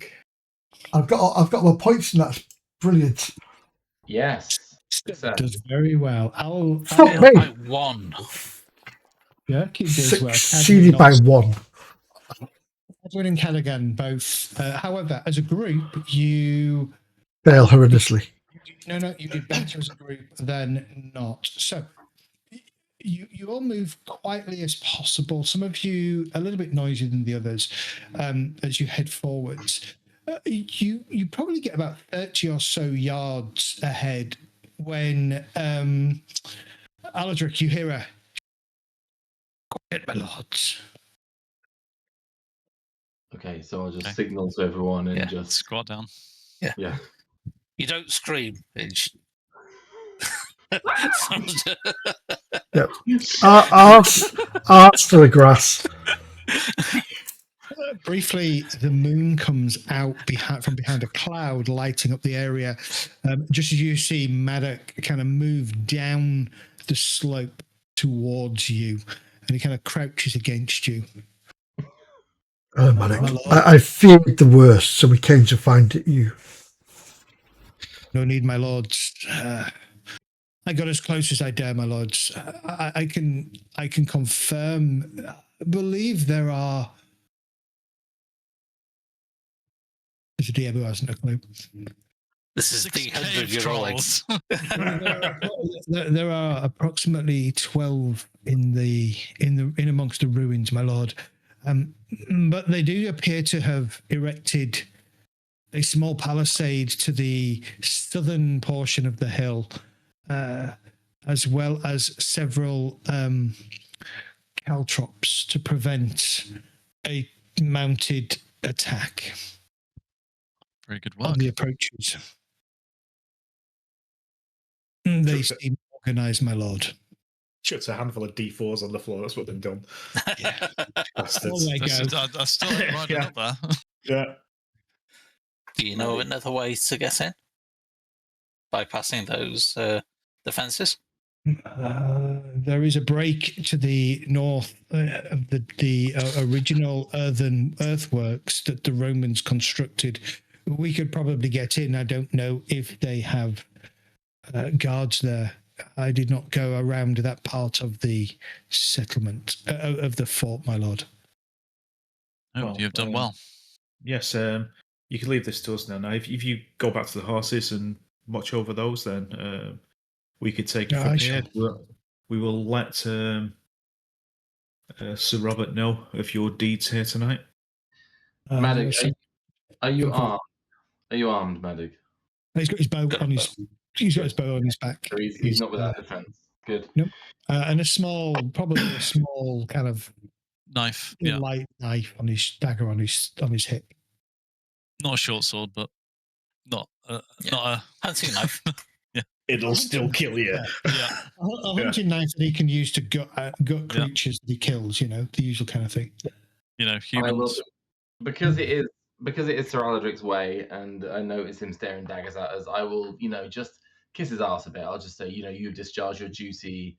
I am Over listening. and above, we are in your debt, and we will speak of this when we return to your holdings. That you did your Earl himself a great favour. Thank you, Maddox. Maddox, you've gone above and beyond your duty, and we thank you for this. And please stay until first light. And if we do not return, go back to my lady, your lady, sorry, and Maddox, tell her. You've been very competent. Yeah, Maddox, you've done your job well. We'll let Sir Robert know. Yes. What more praise does he need? Should get him through 6 months. I mean, you've just stroked his ego quite massively. He's very pleased.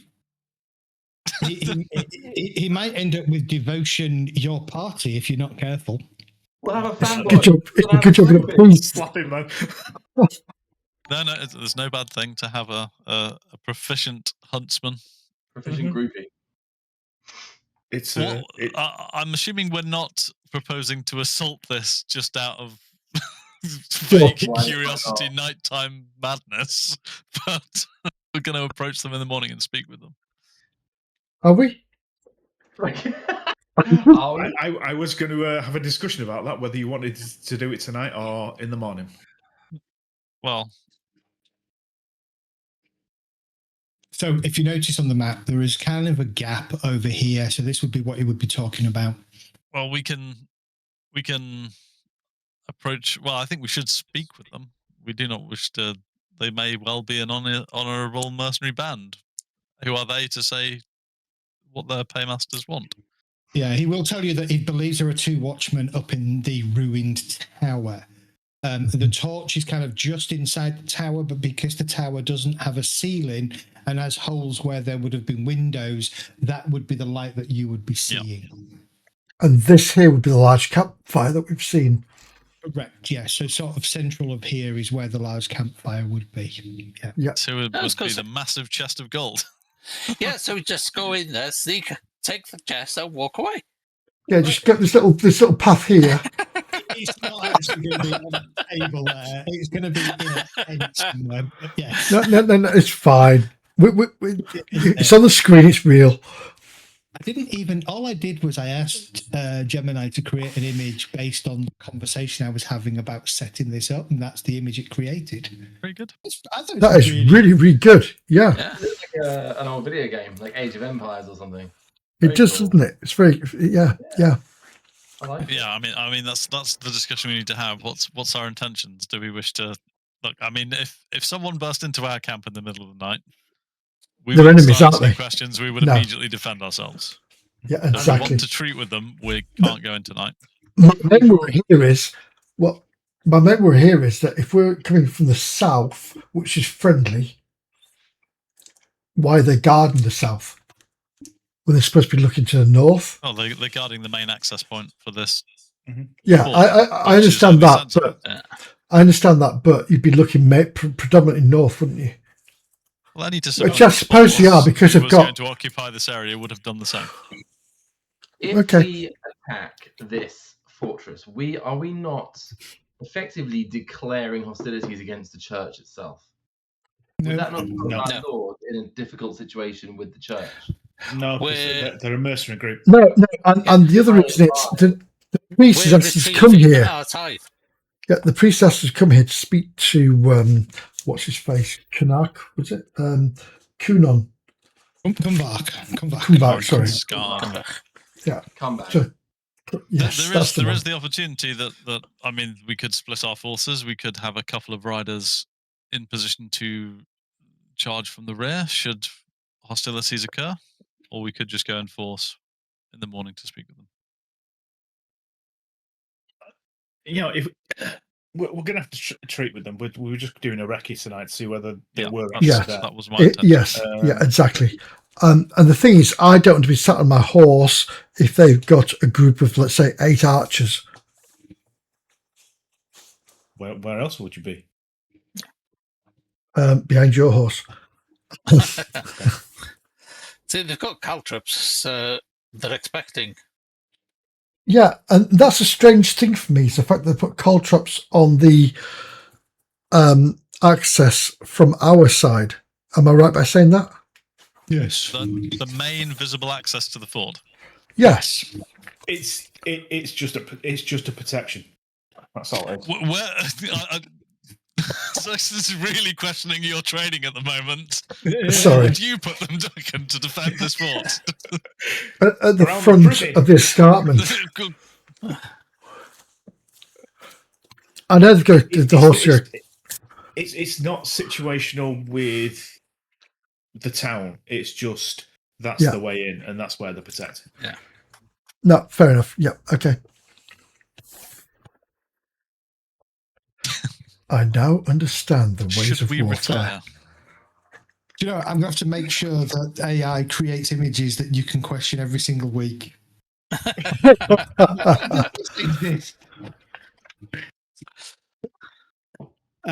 You'd expect a Sally Forth port, wouldn't you?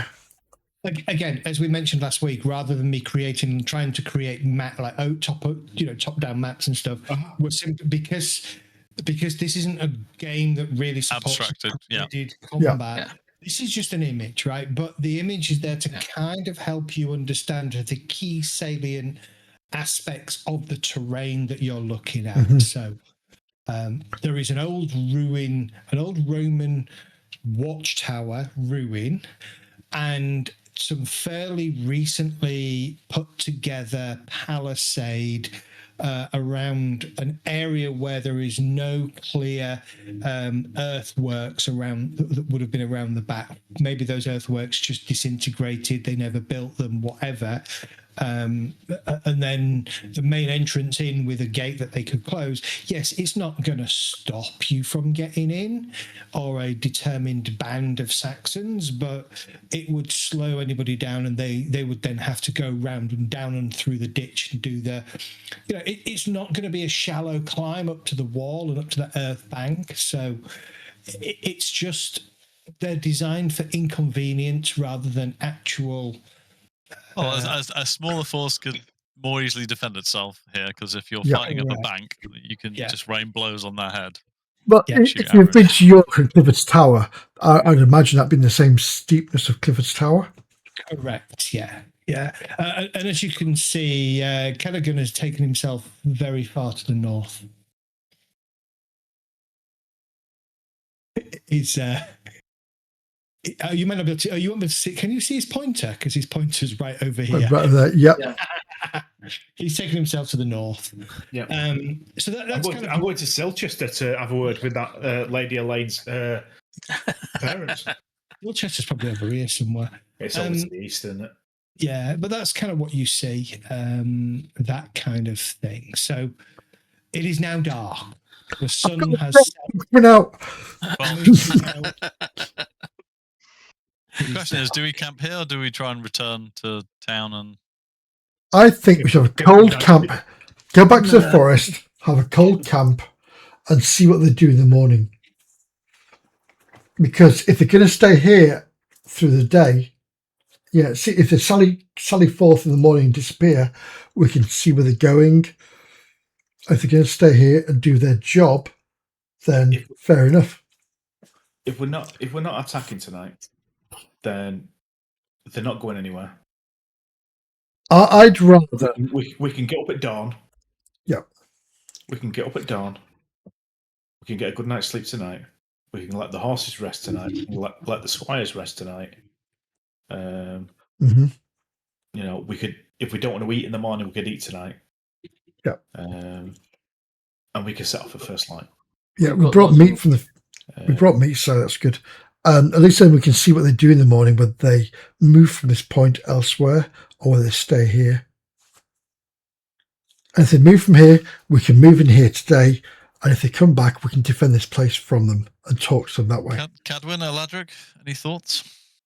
My thoughts are we don't all need to stay. I see Durkin's wisdom in this. We can't prevail upon poor Maddox again to be our scout. We can't indeed trust him all night. How about one of us, just one of us, stays, cold camps and stays overnight, as Durkin suggests. The other 4 gets a good night's sleep. Indeed. I'm not sure that's necessary. I think having eyes on the fortress makes sense, but I also see Cadigan's point of view that the majority of us need a good night's sleep. So 4 out of 5 is better than all 5 of us being half slept. Okay, I'll see you in the morning then. enjoy your cold camp. Durkin, enjoy your cold camp. Indeed. Yeah. I will take one for the team. So the rest of you are going back to town, are you? Maybe I can sleep all night. It depends. I mean, can we get back to town in reasonable time? That's the question. It'll be no more than a couple of hours. We're going to leave Durkin some food, leave him the choicest cuts of meat because we can get more. Leave him a blanket, whatever, make sure he's warm and fuck off back home. Good luck. I've got my Squire Baldric. He'll keep me warm. I was going to say, I hope it fucking pisses it down. And I have my camp supplies. And I have my faith in God. It's not going to rain. I would like then. Did you bring your pack horse as well? I brought my travel equipment. Yes. Okay, now Jesus, as you all would do. Not necessarily. I would like Durkin to roll against Reckless, please. Reckless, okay. Yeah. Do you want him to roll prudent or you want him to roll reckless?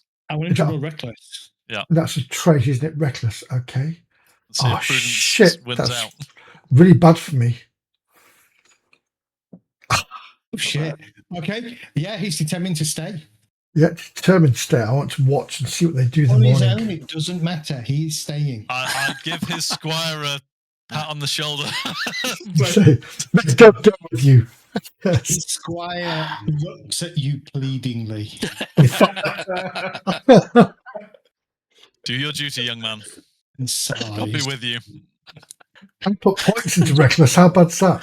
I will. No, I won't say that. Don't you prudent as well, just to balance it out? No. No, you'd only do that if you failed. No, okay. Are you sure? I didn't. I made it. Yeah. Reckless. So you're staying. Okay. The rest of my friends. I'll see you anon. Being back. Does anybody else feel a bit like shit? Durkin, what was your squire's name? Baldric. Baldric. Yes, my lord. Remember to. Baldric looks at Percy, and Percy tries to find a smile and fails. Does it have a stone of precious green?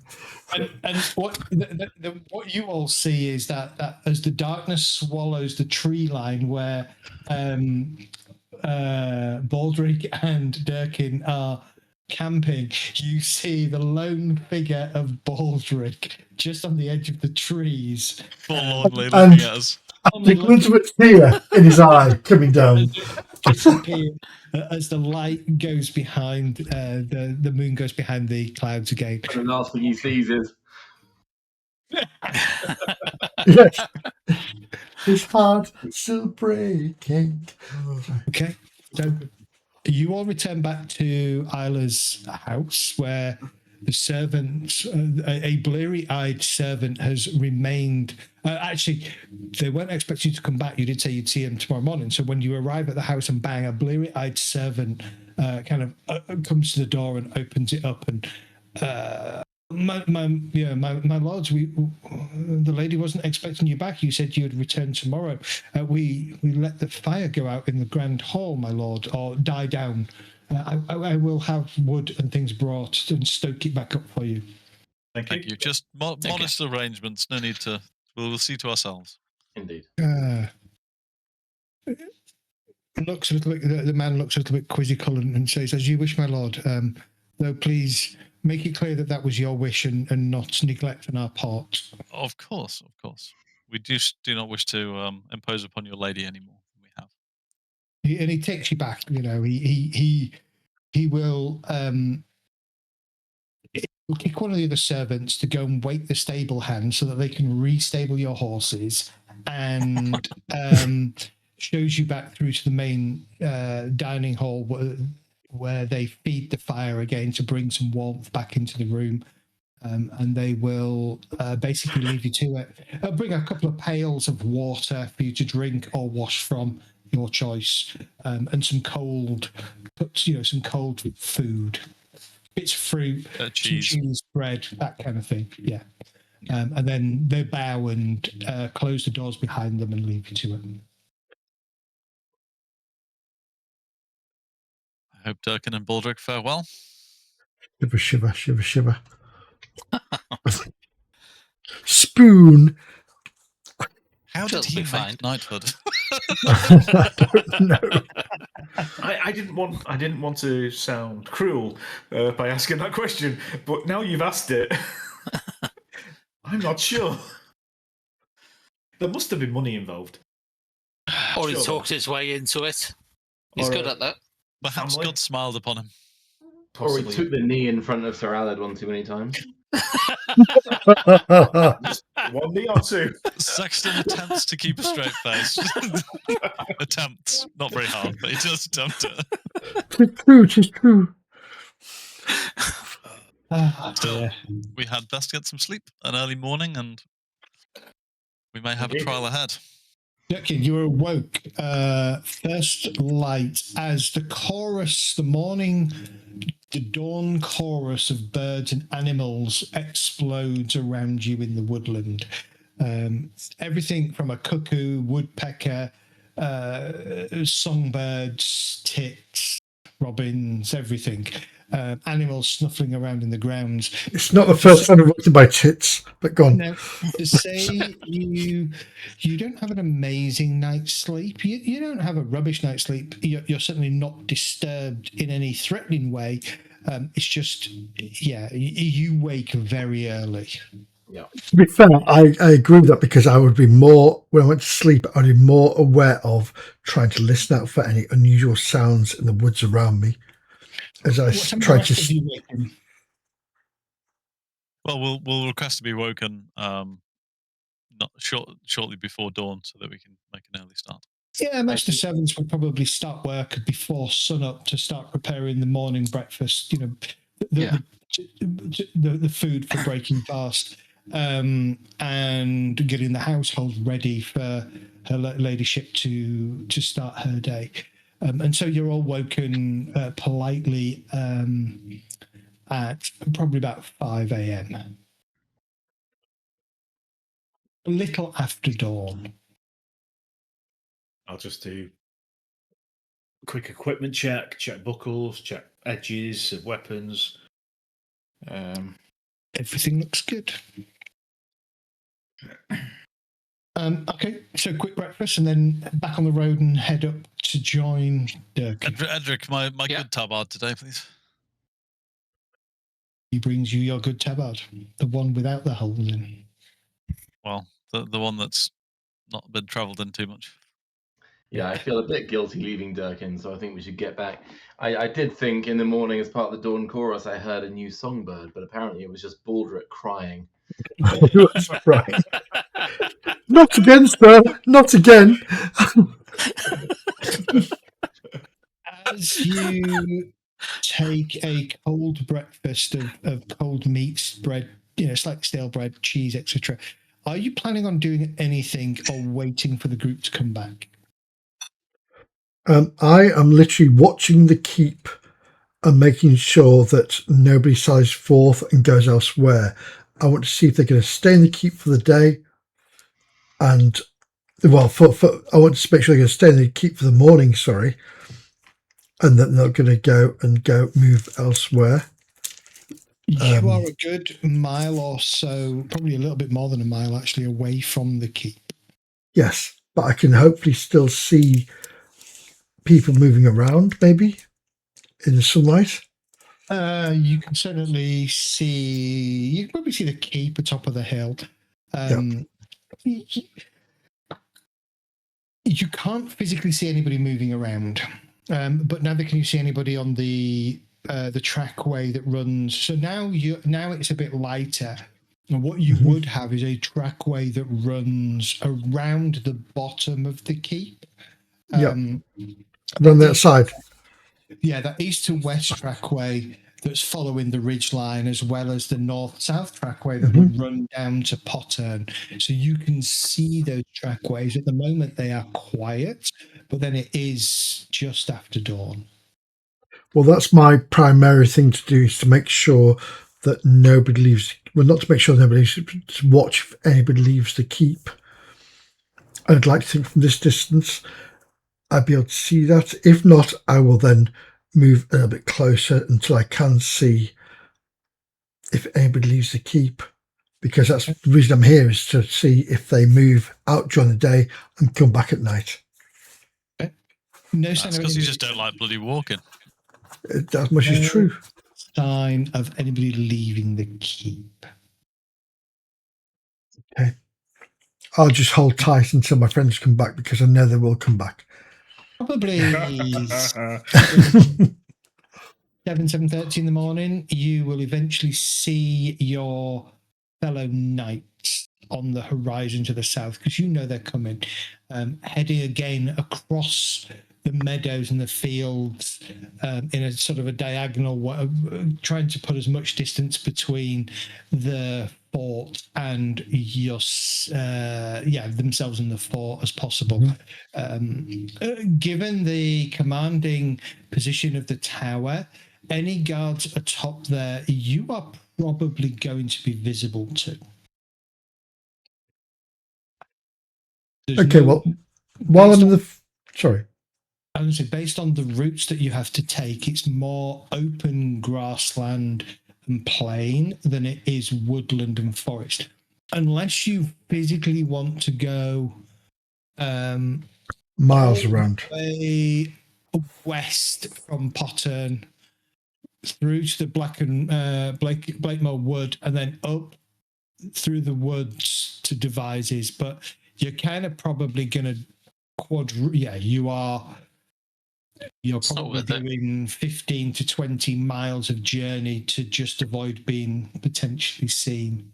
Well, in which case... I was assuming we're going to go straight up to the gate out. Yeah. The idea is to approach them, so...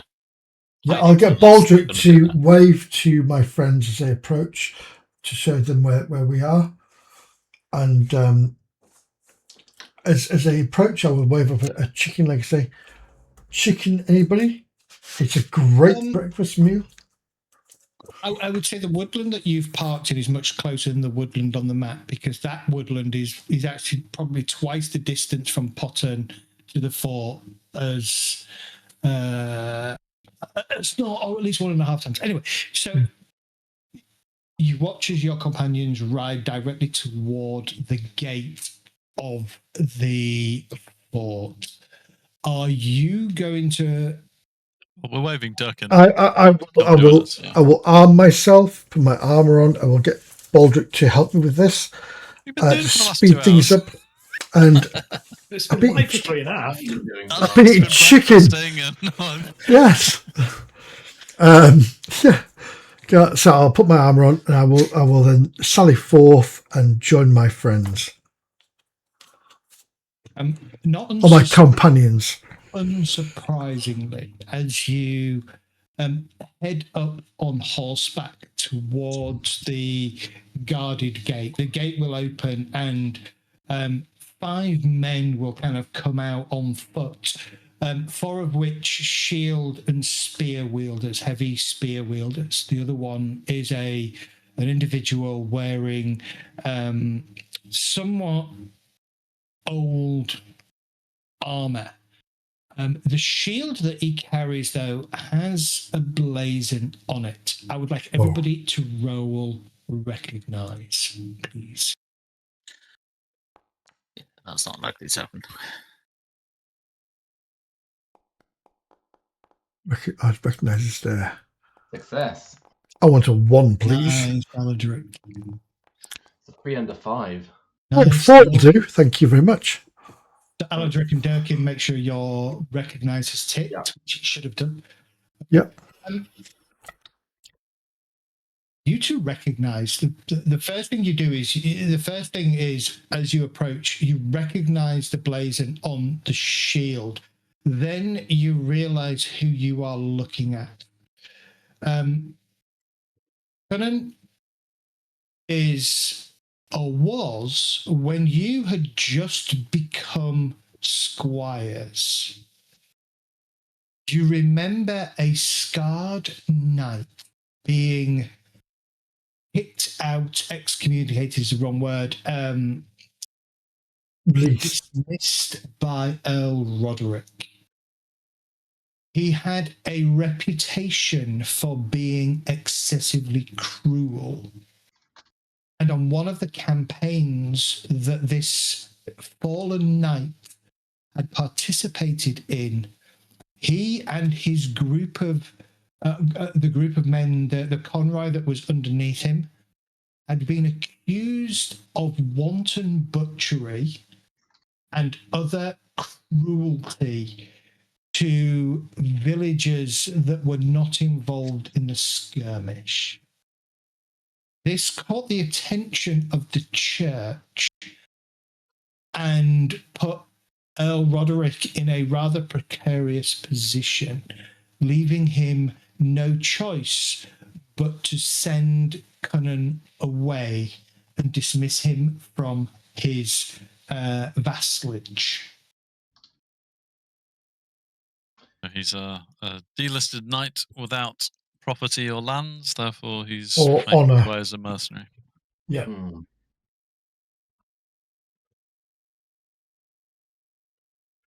We know his name. What's his name? Conan.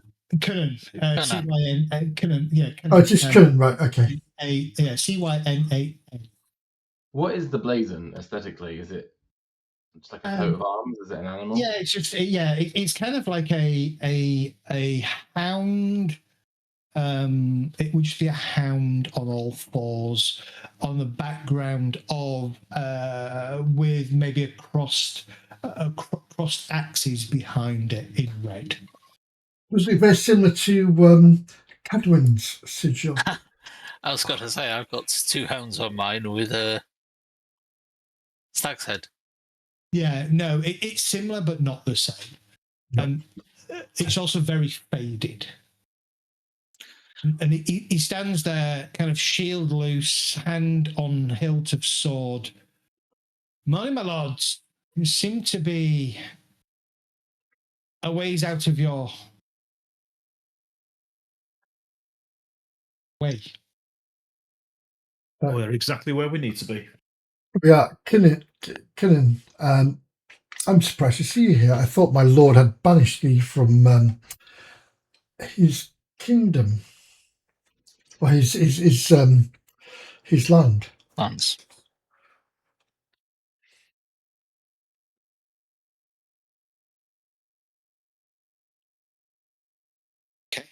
Oh, we're making Sorry. friends. Durkin, you know this man? Yes, he trained with myself many moons ago, and he was released from my lord for being a little bit too harsh on innocent villagers. Aladric is. He's seen that. So he was dishonoured.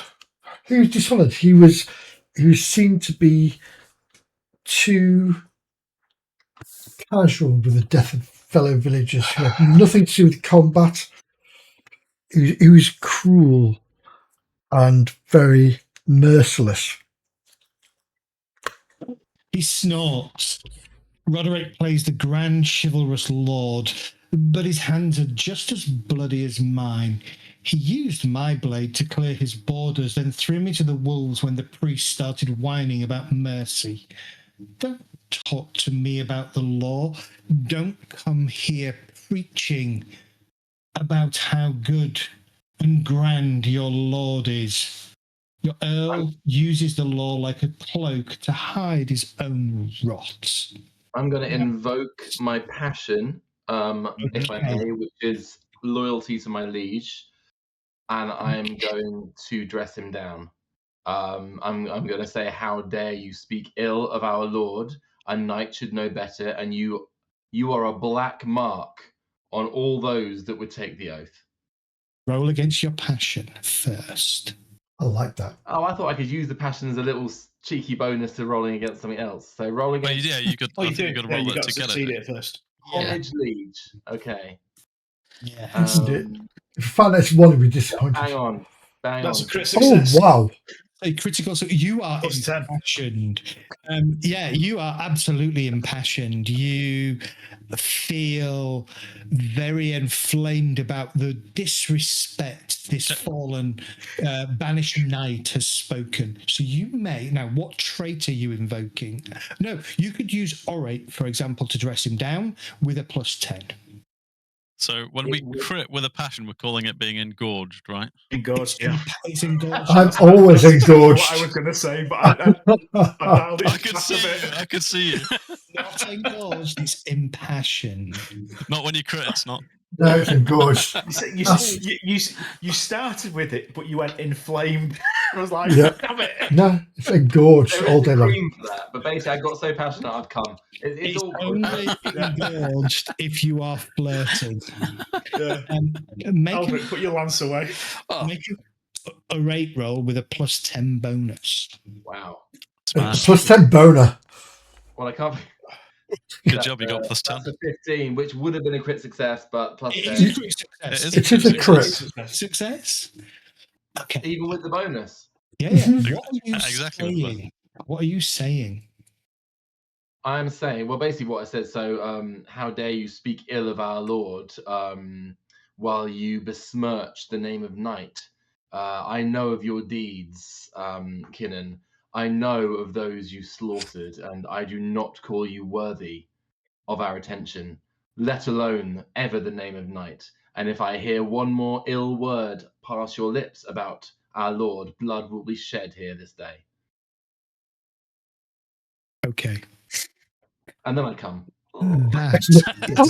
Saxon just rolls his shoulders and loosens up a little bit. Do the Henry Cavill arm reload. Yeah, pretty much, but with a sword. I'm pretty certain. Sword and shield.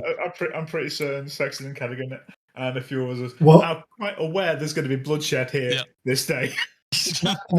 Aldrich, well played, sir. Well played. Sorry? As you say that, we will find out the consequences next week. No. Yes. You knew that was coming. Yeah. Well fucking done. Very end one way. He knew he was coming. That's amazing. Like, kind of turns to Aladric and says,